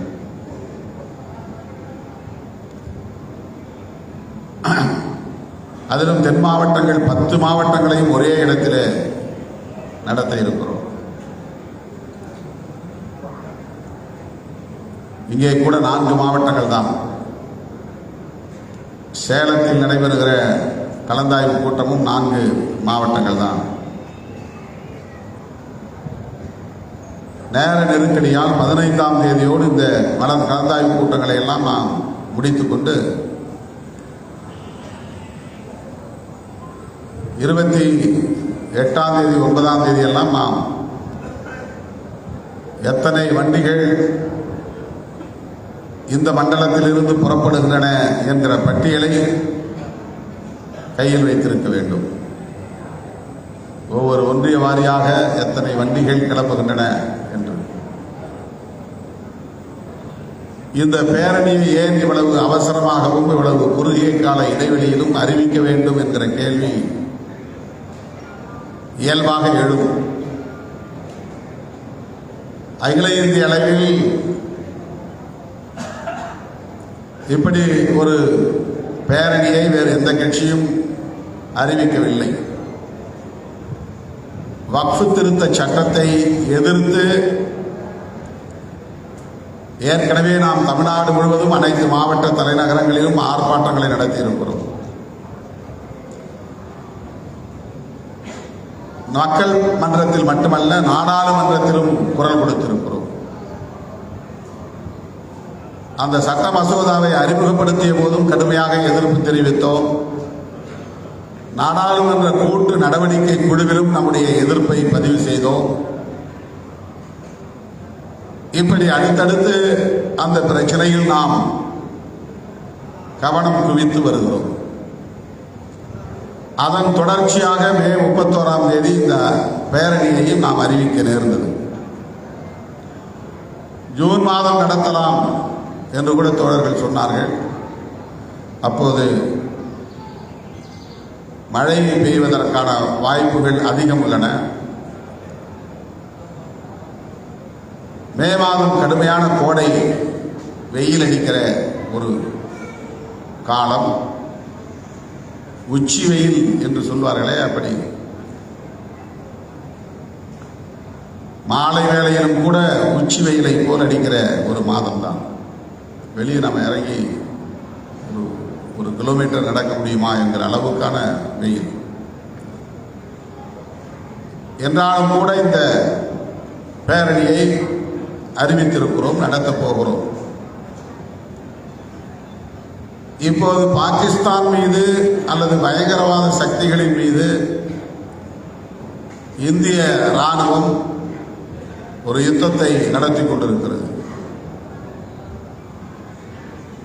காஷ்மீர் எல்லையோரம் பெஹல்காம் என்கிற ஒரு இடத்திலே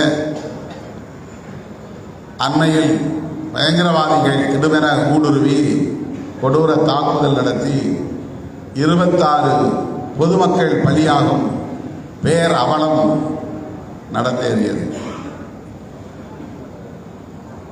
அத்தகைய பயங்கரவாதத்தை விடுதலை சிறுத்தைகள் கட்சி மிக வன்மையாக கண்டிக்கிறது. இந்தியாவில் மட்டுமல்ல, உலகளாவிய அளவில் பயங்கரவாதத்திற்கு எதிரான ஜனநாயக குரல் ஓங்கி ஒலித்துக் கொண்டிருக்கிறது.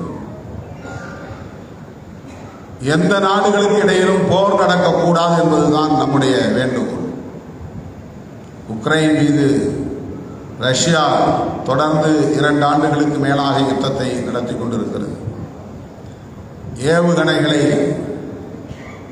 ஏவிக் கொண்டிருக்கிறது. உக்ரைனும் எதிர்த்து போரிட்டுக் கொண்டிருக்கிறது. அதே போல பாலஸ்தீனத்தின் மீது இஸ்ரேல் யுத்தத்தை நடத்தி கொண்டிருக்கிறது. அதை நாம் அறிவோம். அதுவும் நின்றபாடு இல்லை. உலகமெங்கும் உள்ள ஜனநாயக சக்திகள் எல்லாம் இந்த போர் தேவையற்றது, அப்பாவி பொதுமக்கள் படுகொலை செய்யப்படுகிறார்கள், குழந்தைகள் உட்பட ஏராளமானவர்கள் இந்த போர் தாக்குதலில், இந்த யுத்தத்தில், இந்த போரில் உயிரிழந்து கொண்டிருக்கிறார்கள் என்ற கவலையை பதிவு செய்து வருகிறார்கள். ஆனாலும் அது நீடிக்கிறது. இந்த சூழலில் இந்திய அரசும் ஒரு யுத்தத்தை நடத்தும் நெருக்கடிக்கு ஆளாகி இருக்கிறது என்பது வேதனைக்குரியது. ஆபரேஷன் செந்தூர் என்கிற பெயரில், குங்கும நடவடிக்கை என்கிற பெயரில் பயங்கரவாத சக்திகளுக்கு எதிரான தாக்குதலை இந்திய ராணுவம் நடத்தி கொண்டிருப்பதை நாம் பார்க்கிறோம். அது இந்தியாவுக்கும் பாகிஸ்தானுக்கும் இடையிலான போராக மாறிவிடுமோ என்கிற கவலை நமக்கும் ஏற்பட்டிருக்கிறது. ஜனநாயகத்தின் மீது, அமைதியின் மீது நம்பிக்கையுள்ள அனைவருக்கும் எழுந்துள்ளது. பயங்கரவாதத்திற்கு எதிரான இந்த ராணுவ நடவடிக்கையை வரவேற்கிறோம் என்கிற அதே வேளையில் இரு நாடுகளுக்கு இடையிலான யுத்தமாக அது மாறிவிடக் கூடாது என்கிற கவலையையும் நாம் பதிவு செய்கிறோம். ஒருவேளை இது தொடர்ந்தால், நீடித்தால், பேரணியை நடத்துவது கேள்விக்குறியாகும் என்பதையும் உங்களுக்கு நினைவூட்ட பதிவு செய்ய கடமைப்பட்டிருக்கிறேன். எப்படி இருந்தாலும் நாம் நம்முடைய ஏற்பாடுகளை செய்வோம். மண்டல கலந்தாய்வு கூட்டங்களை நடத்தி முடிப்போம். மாவட்ட வாரியாக நிர்வாகிகளை சந்தித்து, ஒன்றிய அளவில் பொறுப்பாளர்களை சந்தித்து இந்த பேரணிக்கான ஏற்பாடுகளை தீவிரமாக மேற்கொள்வோம். இது ஒரு தகவல் தான், நடக்காது என்று யாரும் எண்ணிவிடக்கூடாது. போர் நடக்காது என்கிற நம்பிக்கையோடு இதை செயல்படும். பேரணி நடக்கும் என்கிற நம்பிக்கையோடு வேலை செய்யும். போர் நீடிக்காது அல்லது நடக்காது என்று நம்புவோம். பேரணியை வெற்றிகரமாக நடத்துவோம் என்கிற நம்பிக்கையோடு களம் காண்போம். இது முதல் தகவல். பேரணியை நாம் நடத்துவதற்கான காரணம் என்ன? தேர்தல் நேரம். பலரும், பல கட்சிகளும் இப்போது தங்கள் சக்தியை காட்டுவதற்கு மாநாடு அல்லது சித்திரை முழுநிலவு என்றெல்லாம் ஆங்காங்கே மக்களை திரட்டுவதை நாம் பார்க்கிறோம். நாம் தேர்தலுக்கு நம்முடைய சக்தியை காட்டுவதற்காக இதை ஒருங்கிணைக்கவில்லை. 100 விழுக்காடு அந்த நோக்கத்தில் இது ஒருங்கிணைக்கப்படவில்லை. அண்டை நாட்டோடு பயங்கரவாதத்தை எதிர்த்து போரிட வேண்டியது எவ்வளவு முக்கியமாக இருக்கிறதோ, அதை போல நம் தேசத்திற்குள்ளேயே ஒரு கருத்தியல் பயங்கரவாதம் என்பது வளர்ந்து வருகிறது, வலுப்பெற்று வருகிறது. அது ஒரு தாக்குதலை சொந்த குடிமக்களின் மீது நடத்தி கொண்டிருக்கிறது.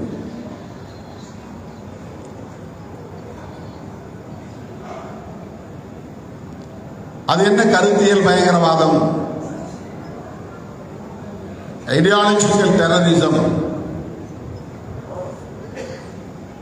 அந்த தெளிவு நமக்கு தேவைப்படுகிறது. நம்மையெல்லாம் மனிதர்களாய் தலைநிமிர வைத்த நம்முடைய மகத்தான தலைவர் புரட்சியாளர் அம்பேத்கர் அவர்கள் தன்னுடைய ஆற்றல் முழுவதையும் ஒருங்கே குவித்து ஓய்வின்றி, உறக்கமின்றி, அல்லும் பகலும் அரும்பாடும் அவர்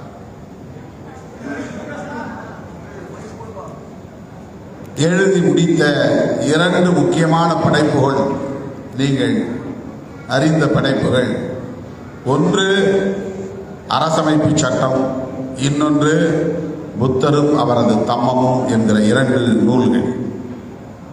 புத்தா அண்ட் ஹிஸ் தம்மா என்பது சமூக கலாச்சார தளங்களில் புரட்சியை விதைப்பதற்கான ஒரு படைப்பு.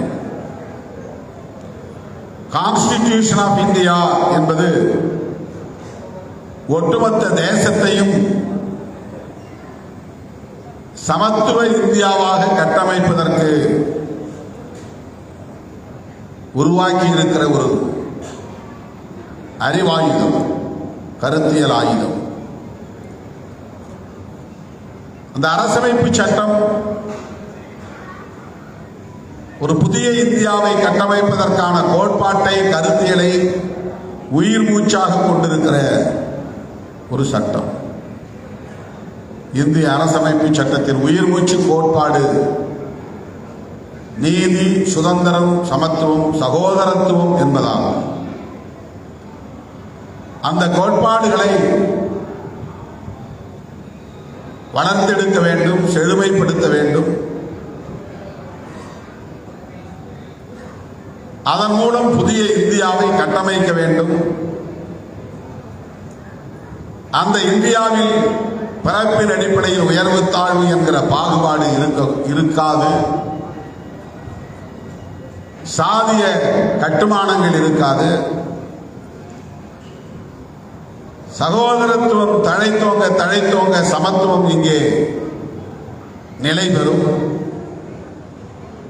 அப்படிப்பட்ட ஒரு புதிய சமத்துவ இந்தியாவை கட்டமைக்க வேண்டும் என்பதுதான் புரட்சியாளர் அம்பேத்கர் கண்ட கனவு.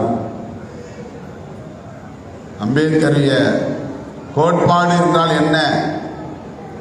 வாட் இஸ் அம்பேத்கரிசம் என்று கேட்டால், அம்பேத்கரியம் என்பது வேறொன்றும் இல்லை, விரிவாக எதையும் சொல்ல வேண்டும் என்பதில்லை. அரசமைப்பு சட்டத்தின் முகப்புறையில் இருக்கிற சுதந்திரம், நீதி, சுதந்திரம், சமத்துவம், சகோதரத்துவம் என்கிற 4 கோட்பாடுகளின் சாராம்சம்தான் அம்பேத்கரியம். அதுதான் Ambedkarism. Justice, liberty, equality and fraternity என்கிற இந்த 4 சொற்றொடர்கள், இந்த கோட்பாடுகள், இதுதான் அம்பேத்கரியம். இதை பாதுகாப்பது, இவற்றை பாதுகாப்பது, வளர்த்தெடுப்பது, செழுமைப்படுத்துவது, அதன் மூலம் ஒரு புதிய சமத்துவ இந்தியாவை கட்டமைப்பது, அதற்கான ஒரு ஆயுதம்தான் கான்ஸ்டிடியூஷன் ஆஃப் இந்தியா, அரசமைப்பு சட்டம். காங்கிரஸ் கட்சியின் தலைவர் ராகுல் காந்தி முதல் அனைத்து ஜனநாயக சக்திகளும் இன்றைக்கு செல்லும் இடமெல்லாம் உயர்த்தி பிடிக்கிற ஒற்றை ஆயுதம் அரசமைப்பு சட்டம். புரட்சியாளர் அம்பேத்கர் அவர்களால் எழுதப்பெற்ற அரசமைப்பு சட்டம். துப்பாக்கி ஏந்துவோம் என்று அவர் சொல்லவில்லை, ஆயுதம் ஏந்துவோம் என்று அவர் சொல்லவில்லை. ஆயுதங்களுக்கு பதிலாக அரசமைப்பு சட்டத்தை ஏந்துவோம் என்பதுதான் இன்றைய மாடர்ன் ட்ரெண்ட் அரசியலில். இந்திய அரசியல் களத்தில் நாம் கையாளுகிற புதிய உத்தி, தேவையான உத்தி. அந்த அரசமைப்பு சட்டத்தில் மிக முக்கியமான 3 கோட்பாடுகள் இருக்கின்றன. இந்த 4 என்பது ஒரு புறம். இந்த 4 கோட்பாடுகளையும் பாதுகாக்க வேண்டுமானால் இந்த 3 கோட்பாடுகள் மிக முக்கியமானவை. இந்த 3 கோட்பாடுகள் என்ன என்றால், ஒன்று புளூரலிசம், பன்மைத்துவம். 2 செக்யூலரிசம், மதசார்பின்மை. 3 ஃபெடரலிசம், கூட்டாட்சி தத்துவம். இதுல 3 இசம் இருக்கு கான்ஸ்டிடியூஷன்ல. Secularism, pluralism, federalism. இது ரொம்ப முக்கியமான கோட்பாடு. புளூரலிசம் என்பது எத்தனை மதங்களும் இருக்கலாம், எத்தனை கலாச்சாரமும் இருக்கலாம், எத்தனை மொழிகளும் இருக்கலாம், எத்தனை தேசிய இனங்களும் இந்த மண்ணில் இருக்கலாம். ஆனால் நாம் ஒரு தேசம், இந்தியா என்கிற ஒரு தேசத்துக்கு உரியவர்கள் என்கிற உணர்வை பெறுவது. பாகுபாடு கூடாது, பிரிவினை கூடாது. செக்யூலரிசம் என்பது மதம் மக்களுக்கானது, அரசுக்கானதல்ல. அதான் செக்யூலரிசம். மதம் மக்களுக்கானது. மக்கள் எந்த மதத்தில் இருக்கலாம், மதத்தை சார்ந்து இருக்கலாம், சார்ந்து பேசலாம், மதம் சார்ந்து வாழலாம், மதம் சார்ந்து கருத்துக்களை பரப்பலாம். மக்களுக்கு மத சார்பு உண்டு, அரசுக்கு மத சார்பு இல்லை. அதுதான் செக்யூலரிசம். மதம் என்பது மக்களுக்கானது, அரசுக்கானதல்ல. அதை நாம் புரிந்து கொள்ள வேண்டும். அதுதான் செக்யூலரிசம். அடுத்து ஃபெடரலிசம். எல்லா மாநில அரசுகளுக்கும் உரிய உரிமைகள், அதிகாரங்கள் பாதிக்கப்படாமல் மாநிலங்களின் ஒத்துழைப்போடு டெல்லியிலே ஒரு ஒன்றிய அரசு இயங்க வேண்டும். அது பிற மாநிலங்களை தனக்கு கீழே இருக்கிற அரசுகள் என்று கட்டுப்படுத்தி உரிமைகளை பறிக்கக்கூடாது, மாநில உரிமைகளை பறிக்கக்கூடாது, மாநிலங்களின் தனித்துவத்தை சிதைக்கக்கூடாது, மாநில அரசுகளுக்கான அதிகாரங்களை நசுக்கக்கூடாது. ஒவ்வொரு மாநிலத்திற்கும் உள்ள அந்த தனித்தன்மையை பாதுகாத்துக் கொண்டே அவர்களின் உரிமைகளையும் அதிகாரங்களையும் அனுமதித்துக் கொண்டே அவர்களோடு இணைந்து இயங்குவதுதான் ஒன்றிய அரசு. அதுதான் ஃபெடரல் ஸ்ட்ரக்சர், ஃபெடரலிசம், கூட்டாட்சியியல். அதுதான் இந்த கான்ஸ்டிடியூஷன்ல அம்பேத்கர் வைத்திருக்கிற கோட்பாடுகளில் ரொம்ப நட்ஷெல்லா உங்களுக்கு சொல்றேன். அவருடைய கனவு திட்டங்களுக்கான அல்லது அவர் காணுகிற புதிய இந்தியாவை கட்டமைப்பதற்கான அடிப்படை கோட்பாடுகள் justice, liberty, equality and fraternity. அந்த 4 கோட்பாடுகளோடு மிக மிக இன்றியமையாத கோட்பாடுகள் செக்யூலரிசம், புளூரலிசம், ஃபெடரலிசம். இதுல செக்யூலரிசம் என்பதுதான் இங்கே மிக முக்கியமான பேசுபடு பொருளாக மாறி இருக்கிறது.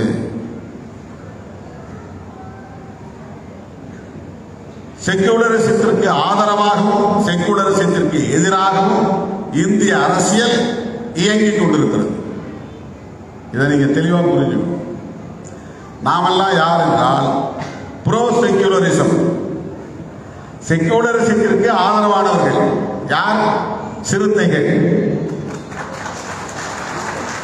அம்பேத்கரின் மிக முக்கியமான கோட்பாடாக இருக்கிற செக்யூலரிசம் என்கிற மதச்சார்பின்மைக்கு ஆதரவானவர்கள் நாம். அந்த மதச்சார்பின்மையை பாதுகாக்கிற போராளிகள் நாம். நாம் யார்? Warriors of secularism. மதசார்பின்மை பாதுகாப்பு போராளிகள்.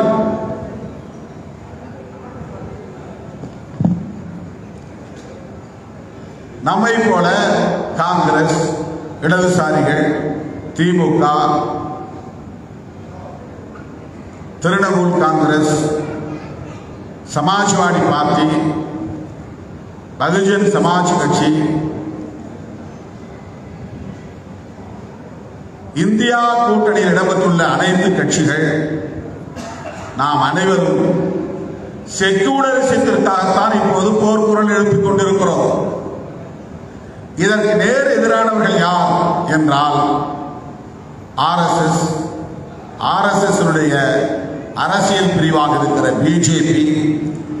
பிஜேபி தலைமையிலான கூட்டணியில் இடம்பெற்றுள்ள பிற கட்சிகள். அவ்வளவுதான். இந்தியாவில் 2 அணிதான். ஒரு அணி ப்ரோ செக்யூலரிசம், இன்னொரு அணி ஆன்டி செக்யூலரிசம். ஒரு அணி ப்ரோ அம்பேத்கரிசம், இன்னொரு அணி ஆன்டி அம்பேத்கரிசம்.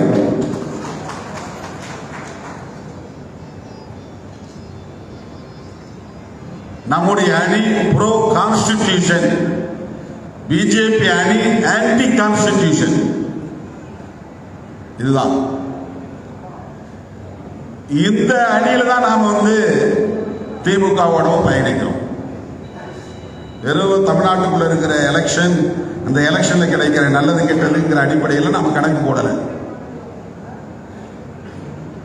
ஒரு நேஷனல் வியூ, தேசிய பார்வை, தேசிய அளவிலான ஒரு பெர்செப்ஷன், அந்த அடிப்படையில் நம்ம அரசியலை உள்வாங்கிக் கொள்கிற ஒரு முறை.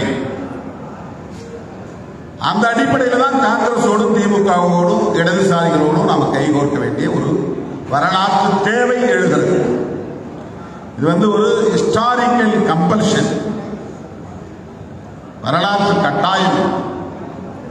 ஏன் அம்பேத்கர் எழுதிய அரசமைப்பு சட்டத்தின் உயிர் மூச்சு கோட்பாடாக இருக்கிற மதசார்பின்மை என்கிற செக்யூலரிசத்தை பாதுகாக்க வேண்டிய ஒரு வரலாற்று கட்டாயம் நமக்கு ஏற்பட்டிருக்கிறது.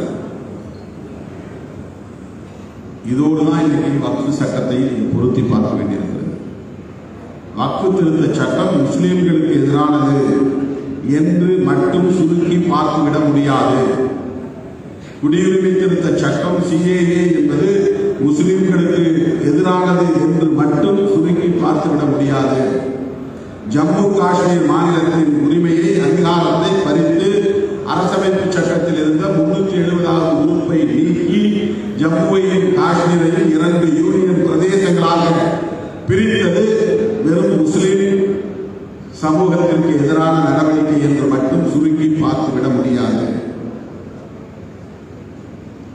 முத்தலாக் சட்டம் கொண்டு வந்தது முஸ்லிம் தனிச்சட்டத்தின் மீது அவர்கள் தலையிடுகிறார்கள் என்று மட்டும் சுருக்கி பார்த்துவிட முடியாது. ஏனென்றால் அரசு ஒரு மதத்திற்கு எதிராக வெளிப்படையாக இயங்கினாலே அது செக்யூலரிசத்திற்கு எதிரானது. ஒரு மதத்திற்கு ஆதரவாக செயல்படுவது என்பது எப்படி மத சார்பு என்பது ஆதரவு என்று ஆதரவு, அதை போல் ஒரு குறிப்பிட்ட மதத்திற்கு எதிராக செயல்படுவது செக்யூலரிசத்திற்கு எதிரானது. அப்ப செக்யூலரிசத்தை நீ சிதைத்து விட்டால் என்ன ஆகும்? முஸ்லீம்கள் பாதிக்கப்படுவார்கள், அச்சுறுத்தலில் இருக்கிறார்கள் என்பது ஒரு புறம். அரசமைப்பு சட்டம் சிதைந்து போகும். அதை விட புரட்சியாளர் அம்பேத்கரின் கனவு சிதைந்து போகும். புரட்சியாளர் அம்பேத்கர் என்ன கனவு கண்டார்? மதசார்பற்ற இந்தியாவை உருவாக்க வேண்டும் என்பதுதான். புரட்சியாளர் அம்பேத்கர் என்ன கனவு கண்டார்? சாதி பெயரிலான பாகுபாடுகள் இல்லாத ஒரு இந்தியாவை கட்டமைக்க வேண்டும் என்பதுதான். மதம் சார்ந்த ஒரு அரசு இயங்கினால் சாதிய பாகுபாடற்ற ஒரு இந்தியாவை கட்டமைக்க முடியாது. மதம் சார்ந்து அல்லது ஒரு மதத்திற்கு எதிராக ஒரு அரசு தொடர்ந்து இயக்குமையானால் புரட்சியாளர் அம்பேத்கர் கண்ட கனவை நனவாக்க முடியாது. பாகுபாடுகள் தொடரும், சாதி அடிப்படையிலான உயர்வு தாழ்வு தொடரும், பெண் அடிமைத்தனம் நீடிக்கும், தீண்டாமை கொடுமைகள் நீடிக்கும், சாதிய வன்கொடுமைகள் நீடிக்கும், உழைப்பவர்கள் உழைத்துக் கொண்டே இருக்கும் அவலம் நீடிக்கும். அம்பேத்கர் கனவு சிதைந்தது. எனவே அம்பேத்கர் கனவை நனவாக்க வேண்டுமானால் அரசமைப்பு சட்டத்தை பாதுகாக்க வேண்டும். அரசமைப்பு சட்டம் சொல்லுகிற செக்யூலரிசத்தை பாதுகாக்க வேண்டும். செக்யூலரிசத்தை பாதுகாக்க வேண்டுமானால் இந்திய ஒன்றிய அரசின் முஸ்லிம் வெறுப்பை எதிர்த்தாக வேண்டும். வெறுப்பு அரசியலை எதிர்த்தாக வேண்டும். இந்த வெறுப்பு அரசியல் என்பதுதான் கருத்தியல் பயங்கரவாதம் என்று நான் சொல்றேன். பாகிஸ்தானில் இருந்து எல்லை தாண்டிய பயங்கரவாதம் இந்தியாவுக்குள்ளே நுழைவதை அழித்தொழிக்க வேண்டும் என்பதைப் போல இந்தியர்களை மதத்தின் பெயரால் பாகுபடுத்துகிற கருத்தியல் பயங்கரவாதத்தையும் நாம் எதிர்த்து போரிட்டு வென்றாக வேண்டும். அந்த அடிப்படையில் நான் தோழர்களே வக்ஃபு திருத்த சட்டத்தை திரும்ப பெறு என்ற கோரிக்கையை வலியுறுத்துவதோடு ஒட்டுமொத்தமாக அந்த ஒரு கோரிக்கையை சொல்லாமல் மதசார்பின்மை காப்போம் மாபெரும் மக்கள் எழுச்சி பேரணி. இந்த பேரணியை நாம் வந்து சும்மா நடக்க முடியுமா? வரணும் வரணும். 1,00,000 பேர் வந்தா போதும், 1,50,000 பேர் வந்தா போதும். திருமாவளவன் மண்டல ஆய்வு கூட்டத்தில் பேசுறது போதும், அப்பப்ப இடையில முகநூல் நேரடியை பேசுவது போதும், ஜனங்களால் திரண்டு வந்துருவாங்க, நாம எந்த முயற்சி எடுக்க தேவையில்லை அப்படின்னு பொறுப்பாளர்கள் போய் உட்கார்ந்துருக்கா அது வெற்றிகரமா அமையுமா? எனவே எஞ்சி இருக்கிற இதுல ஒரு 20 நாள் கூட இல்லை, 18, 19 நாள், 17, 18, நான் கூட 3 வாரம் இருக்க தப்பு. 2 வாரம் தான், 3 வாரம் தான் 21 நாள், 2 வாரம் தான். 2 வாரத்துக்குள்ள நாம இறங்கி எப்படி வேலை செய்யறோங்கிறத பொறுத்து தான் அந்த பேரணி வெற்றிகரமா அமையும்.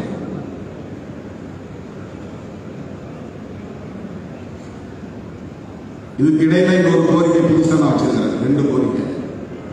ஒரு கோரிக்கை, ஒருங்கிணைந்த மாவட்டத்துக்கு ஒரு அலங்கார ஊர்தி, அம்பேத்கர் அரசமைப்பு சட்டத்தை கையில் ஏந்தி மக்கள்கிட்ட கொடுக்குற மாதிரி நீங்க நல்ல வடிவமைச்சு, அல்லது அம்பேத்கர், பெரியார், மாமேதை மார்க்ஸ் இந்த 3 பேரும் சேர்ந்து மதசார்பின்மை காப்போம் அப்படின்னு மக்களுக்கு சொல்ற மாதிரி அலங்கார ஊர்தி வடிவமைத்து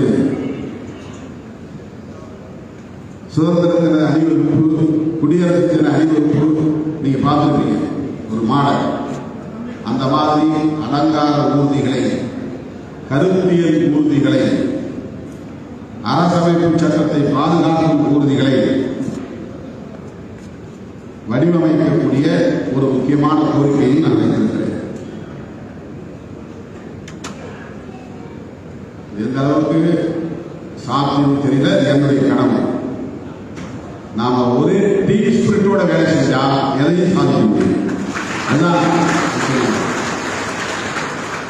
மாவட்டத்தில் நம்ம 3 மாவட்ட செயலாளர்கள் 3 மாவட்ட செயலாளர் கலந்து பேசணும், 4 மாவட்ட செயலாளர்கள் 4 மாவட்ட செயலாளர்கள் கலந்து பேசணும்.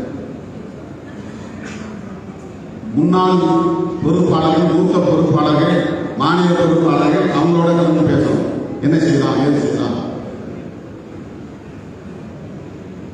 அவங்க ஒரு வண்டி வைக்கிறாங்க, நாம ஒரு சிறப்பாக ஒரு கான்செப்ட்ல ஒரு வண்டி வச்சு நம்ம கொண்டு வரணும். அதை அழகா வடிவமைச்சு அப்படியே கொண்டுட்டு போவோம் ஊர்வலத்துக்கு. மக்களை இவ்வளவு பேரை திரட்டணும், ஒரு ஒன்றியத்துக்கு இவ்வளவு வண்டிகளை நம்ம புக் பண்ணணும், இவ்வளவு துண்டறிக்கைகளை அச்சிட்டு வீடு வீடா போய் கொடுக்கணும்.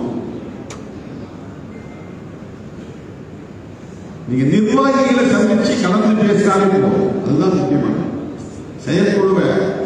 இதுக்காக அரங்கத்தை பிடிச்சி ஒரு 5 பேர் சாப்பாடு ஆக்கி போட்டு ஒரு இடத்துல எல்லாம் வாங்க அப்படின்னு சொல்லி கூட்டி உட்கார்ந்து பேசுகிற அவசியம் இல்லை. ஒரு ஒன்றிய வாரியா போய் எல்லா பொறுப்பாளரும் ஒரு இடத்துல வாங்கி அங்கே உட்கார்ந்து பேசி அவங்களை வந்து ஒரு மோட்டிவேட் பண்ணிவிட்டு நீங்க இப்படி பண்ணிட்டு இதை செய்யுங்க, உடனே வண்டியை புக் பண்ணுங்க, எந்த வண்டியை புக் பண்ணுறீங்க, அந்த நம்பருக்கெல்லாம் இதை கொடுங்க அப்படின்னு கேட்டு வாங்கிட்டு டெய்லி ஃபோனில் பேசுகிறோம், ஃபாலோ பண்ணிட்டு தான் நம்மளால எவ்வளவு சாதிக்க முடியும். அவருக்கு பெரிய பின்புலம் இல்லை, இன்ஃப்ராஸ்ட்ரக்சர் இல்லை, பொருளாதார பலம் இல்லை. 25 வருஷம் தேர்தல் அரசியல் வந்துட்டோம்.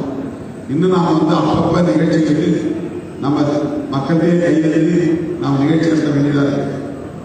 ஒரு பெரிய கட்டமைப்பு வசதி கொண்ட ஒரு பெரிய இயக்கமாக நாம் இன்னும் வளரல. வங்கியில கோடிக்கணக்கில் நம்ம நிதி திரட்டி வைக்கல, ஒண்ணுமே கிடையாது. 25 வருஷம் தேர்தல் அரசியல் இருக்கிற ஒரு கட்சி, 2 MP 4 MLA இருக்கிற ஒரு கட்சி, பொருளாதார வளர்ந்த ஒரு கட்சியாக நாம் மாறிவிடும். இல்லை, 100க்கு 100 நாம் வந்து இன்னும் மக்களை சார்ந்தே அவ்வப்போது நிகழ்ச்சிகளை ஒட்டி இது திரட்டி மக்களை சார்ந்து இயங்கிக் கொண்டிருக்கிறோம். ஆனால் நீங்க ஒற்றுமையா இருந்து ஒரு டீமா ஒரு குழுவா கட்டுக்கோப்பா செயல்பட்டாலே எங்கும் நம்ம போய் சேர்ந்தோம். இதெல்லாம் சர்வ சாதாரணமா ஹேண்டில் பண்ணி போயிடலாம். இந்த பேரணி அகில இந்திய அளவில் கவனத்தை ஈர்க்கக்கூடிய ஒரு பேரணியாக மாற வேண்டும். இரண்டாவது கோரிக்கை, முதல் கோரிக்கை அலங்காரம். இரண்டாவது கோரிக்கை, முடிந்தவர்கள், வாய்ப்புள்ளவர்கள், இயன்றவர்கள் அம்பேத்கர் போல கோட் சூட்ல வரணும். கோட் சூட்ல வரவங்க ஒரு இடத்துல அப்படி திரளாக ஒரு 5000 பேர் நாம blue and blue white shirt red tie கட்டிட்டு ஒரு பேரணியா போனா எப்படி பார்த்து நீள பேரலை மாதிரி ஆயுள் சுனாமி ஆயுள் மாதிரி கண்ணை கவர் எந்த வண்ணத்திற்கும் இல்லாத ஈர்ப்பு நீள வண்ணத்திற்கு உண்டு.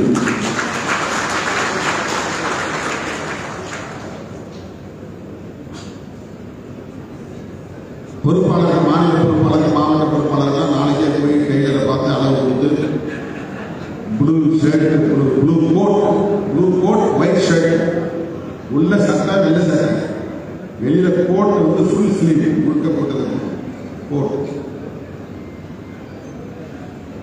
ப்ளூ பேண்ட், ரெட் டை, சிவப்பு டை அது கட்டிக்கிட்டு வந்தா பெண்களும் பண்ணலாம். பெண்களுக்கு கோட் சூட் போடலாம், தப்பு கிடையாது. புடவை தான் கட்டிட்டு வரணும் கேட்டாங்க. பெண்கள்லாம் புடவை தான் கட்டி நின்னது. அவங்களாம் தெரியாத பிள்ளைகள் கோட் சூட் எனக்கு வாய்ப்பு இருந்தது. இது கட்டாயம் கிடையாது. கோட் சூட் போட முடியாது. கட்டாயமா நீல வண்ண ஆடையோடு வர வேண்டும். ஒரு சட்டையாவது ப்ளூ ஷர்ட் போட்டு வரணும். பேண்ட் போட முடியலாங்க, ப்ளூ ஷர்ட் போட்டு வரணும். அப்படி போட்டு வரவங்க, கை கட்டாதவங்க மஃப்ளர் போட்டு வரணும். கழுத்து நம்ம கட்சி மஃப்ளர் கொடி தூண்டுறது. இது 2 தான் கோரிக்கை. இருக்கிற நாள் 15-16 நாட்கள் தான். இனிமே உட்கார்ந்து பேசுறதுக்கு நேரம் இல்லை. நான் 15ஆம் தேதி வரைக்கும் மண்டல கலந்தாய்வு கூட்டத்தில் சுற்றுப்பயணத்தில் இருப்பேன். இடையில ஏதாவது நேரலை உங்களை தொல்லை பண்ணுவேன். நேரலையில் நீங்க இணையும். குறிப்பாக எல்லா பொறுப்பாளர்களும் நேரலையில் அப்பப்ப இணையும். முக்கியமான செய்திகளை நான் நேரலையில் சொல்ல முடியும். ஆகவே இந்த பேரணி என்பது மற்றவர்கள் எப்படி திசை திருப்புவாங்கன்னா உங்க முஸ்லிம்களுக்கு ஆதரவாக செயல்படுறாங்க அப்படின்னு சொல்லுவாங்க. அதாவது இந்துக்களுக்கு எதிராக செயல்படுறாங்கிற கருத்தை உருவாக்குறாங்க. இது எல்லாத்தையும் தாண்டி இது அம்பேத்கர் உருவாக்கிய அரசமைப்பு சட்டத்தின் உயிர் மூச்சு கோட்பாடான செக்யூலரிசம் என்கிற மதச்சார்பின்மையை காப்பாற்ற வேண்டிய தேவை, வரலாற்று தேவை உருவாகி இருக்கிறது. இந்த புரிதல் நமக்கு தேவை. RSS உள்ளிட்ட சகப்பரிவார்கள் ரொம்ப சாதுரியமானவர்கள், ரொம்ப புத்திசாலி, வறட்சி மதிப்பிட முடியாது. பெரியார வெளிப்படையா இருப்பாங்க, அம்பேத்கரை எதிர்க்கவே மாட்டாங்க. ஆனா அம்பேத்கருடைய கொள்கைகளை டைவர்ட் பண்ணுவாங்க, நீர்த்து போக செய்யலாம். அம்பேத்கருக்கு ஜெயந்தி கொண்டாடுவாங்க, செலவைப்பாங்க, மாலை போடுவாங்க. பிறந்த நாள் 1 மாசம், நான் கூட ஏப்ரல் 14 ஒரே நாள் முடிச்சுட்டு பிறந்த நாள். ஆனா பிஜேபி 1 மாசம் கொண்டாடி இருக்கிறாங்க பிறந்த நாள். இதுதான் பிஜேபி RSS. அவங்களுடைய முக்கியமான டார்கெட் இப்ப ஓபிசி இல்ல, SC/ST தான். ஏன்னா SC/ST தான் காங்கிரஸ் ஓட்டு போடுறாங்க அதிகமா. SC/ST தான் அம்பேத்கரை நம்பி குலதெய்வமா கும்பிடுறாங்க. இப்ப அவங்கள டார்கெட் பண்ணி நாங்களும் அம்பேத்கரை போகிறோம், அவரை நாங்கள் கொண்டாடுறோம், அவருக்கு பிறந்த நாள் கொண்டாடுறோம், நீங்கள்லாம் என் கூட இருக்க, உங்களுக்கு என்னென்ன செய்யணும் நாங்கள் செய்கிறோம், SC/ST மக்களுக்கு நல்லது செய்யறது தான் எங்களுடைய நோக்கம் அப்படின்னு பாசிட்டிவா அப்ரோச் பண்ணி கான்ஸ்டிடியூஷன் இது எவ்வளவு பெரிய டேஞ்சர் யோசிச்சு பாருங்க. அம்பேத்கரை வெளிப்படையா எதிர்த்தால் இந்தியா முழுவதும் ஒரு பாதிப்பு ஏற்படும். கணிசமான மக்கள் தொகை கொண்ட ஒரு சமூகம் தெய்வத்திற்கு நிகராக அம்பேத்கரை கொண்டாடக்கூடிய ஒரு சமூகமாக இந்த சமூகம் இருக்கிறது. உலகத்திலேயே அதிகமான சிலைகள் ஒரு தலைவருக்கு அது புரட்சியாளர் அம்பேத்கர் ஒருவருக்கு தான் அந்த பெருமை உள்ளது. அதனால அம்பேத்கரை போற்றிக் கொண்டே அவரது கருத்துக்களை சிதைத்துக் கொண்டே இருக்கிற அரசியல் உத்தி தான் சங் பரிவார்களின் உத்தி. இதை நுட்பமாக புரிந்து கொண்ட ஒரே இயக்கம் இந்தியாவில் விடுதலை சிறுத்தைகள் கட்சி தான். என் உயிரின் உயிரான விடுதலை சிறுத்தைகளே, களமிறங்குவோம், தீவிரமாக நாம் களப்பணி ஆற்றுவோம். புரட்சியாளர் அம்பேத்கரின் உயிர் மூச்சு கோட்பாடான மதச்சார்பின்மையை காப்போம் என்று சொல்லி நிறைவு செய்கிறேன். நன்றி, வணக்கம். இந்த நிகழ்ச்சிக்கு பிறகு மாவட்ட செயலாளர்கள் நேரிட பொறுப்பாளர்களாக ஒருங்கிணைப்பாளர்களோடு கலந்து பேச வேண்டும். அதனால் மாவட்ட செயலாளர் மட்டும் சாப்பிட்டு இங்கு உள்ள வந்த மேடைக்கு 40 ஒருங்கிணைப்பாளர்கள் இருப்பாங்க. மண்டல பொறுப்பாளர்கள், மாவட்ட செயலாளர்கள், ஒருங்கிணைப்பாளர்கள். ஜெய்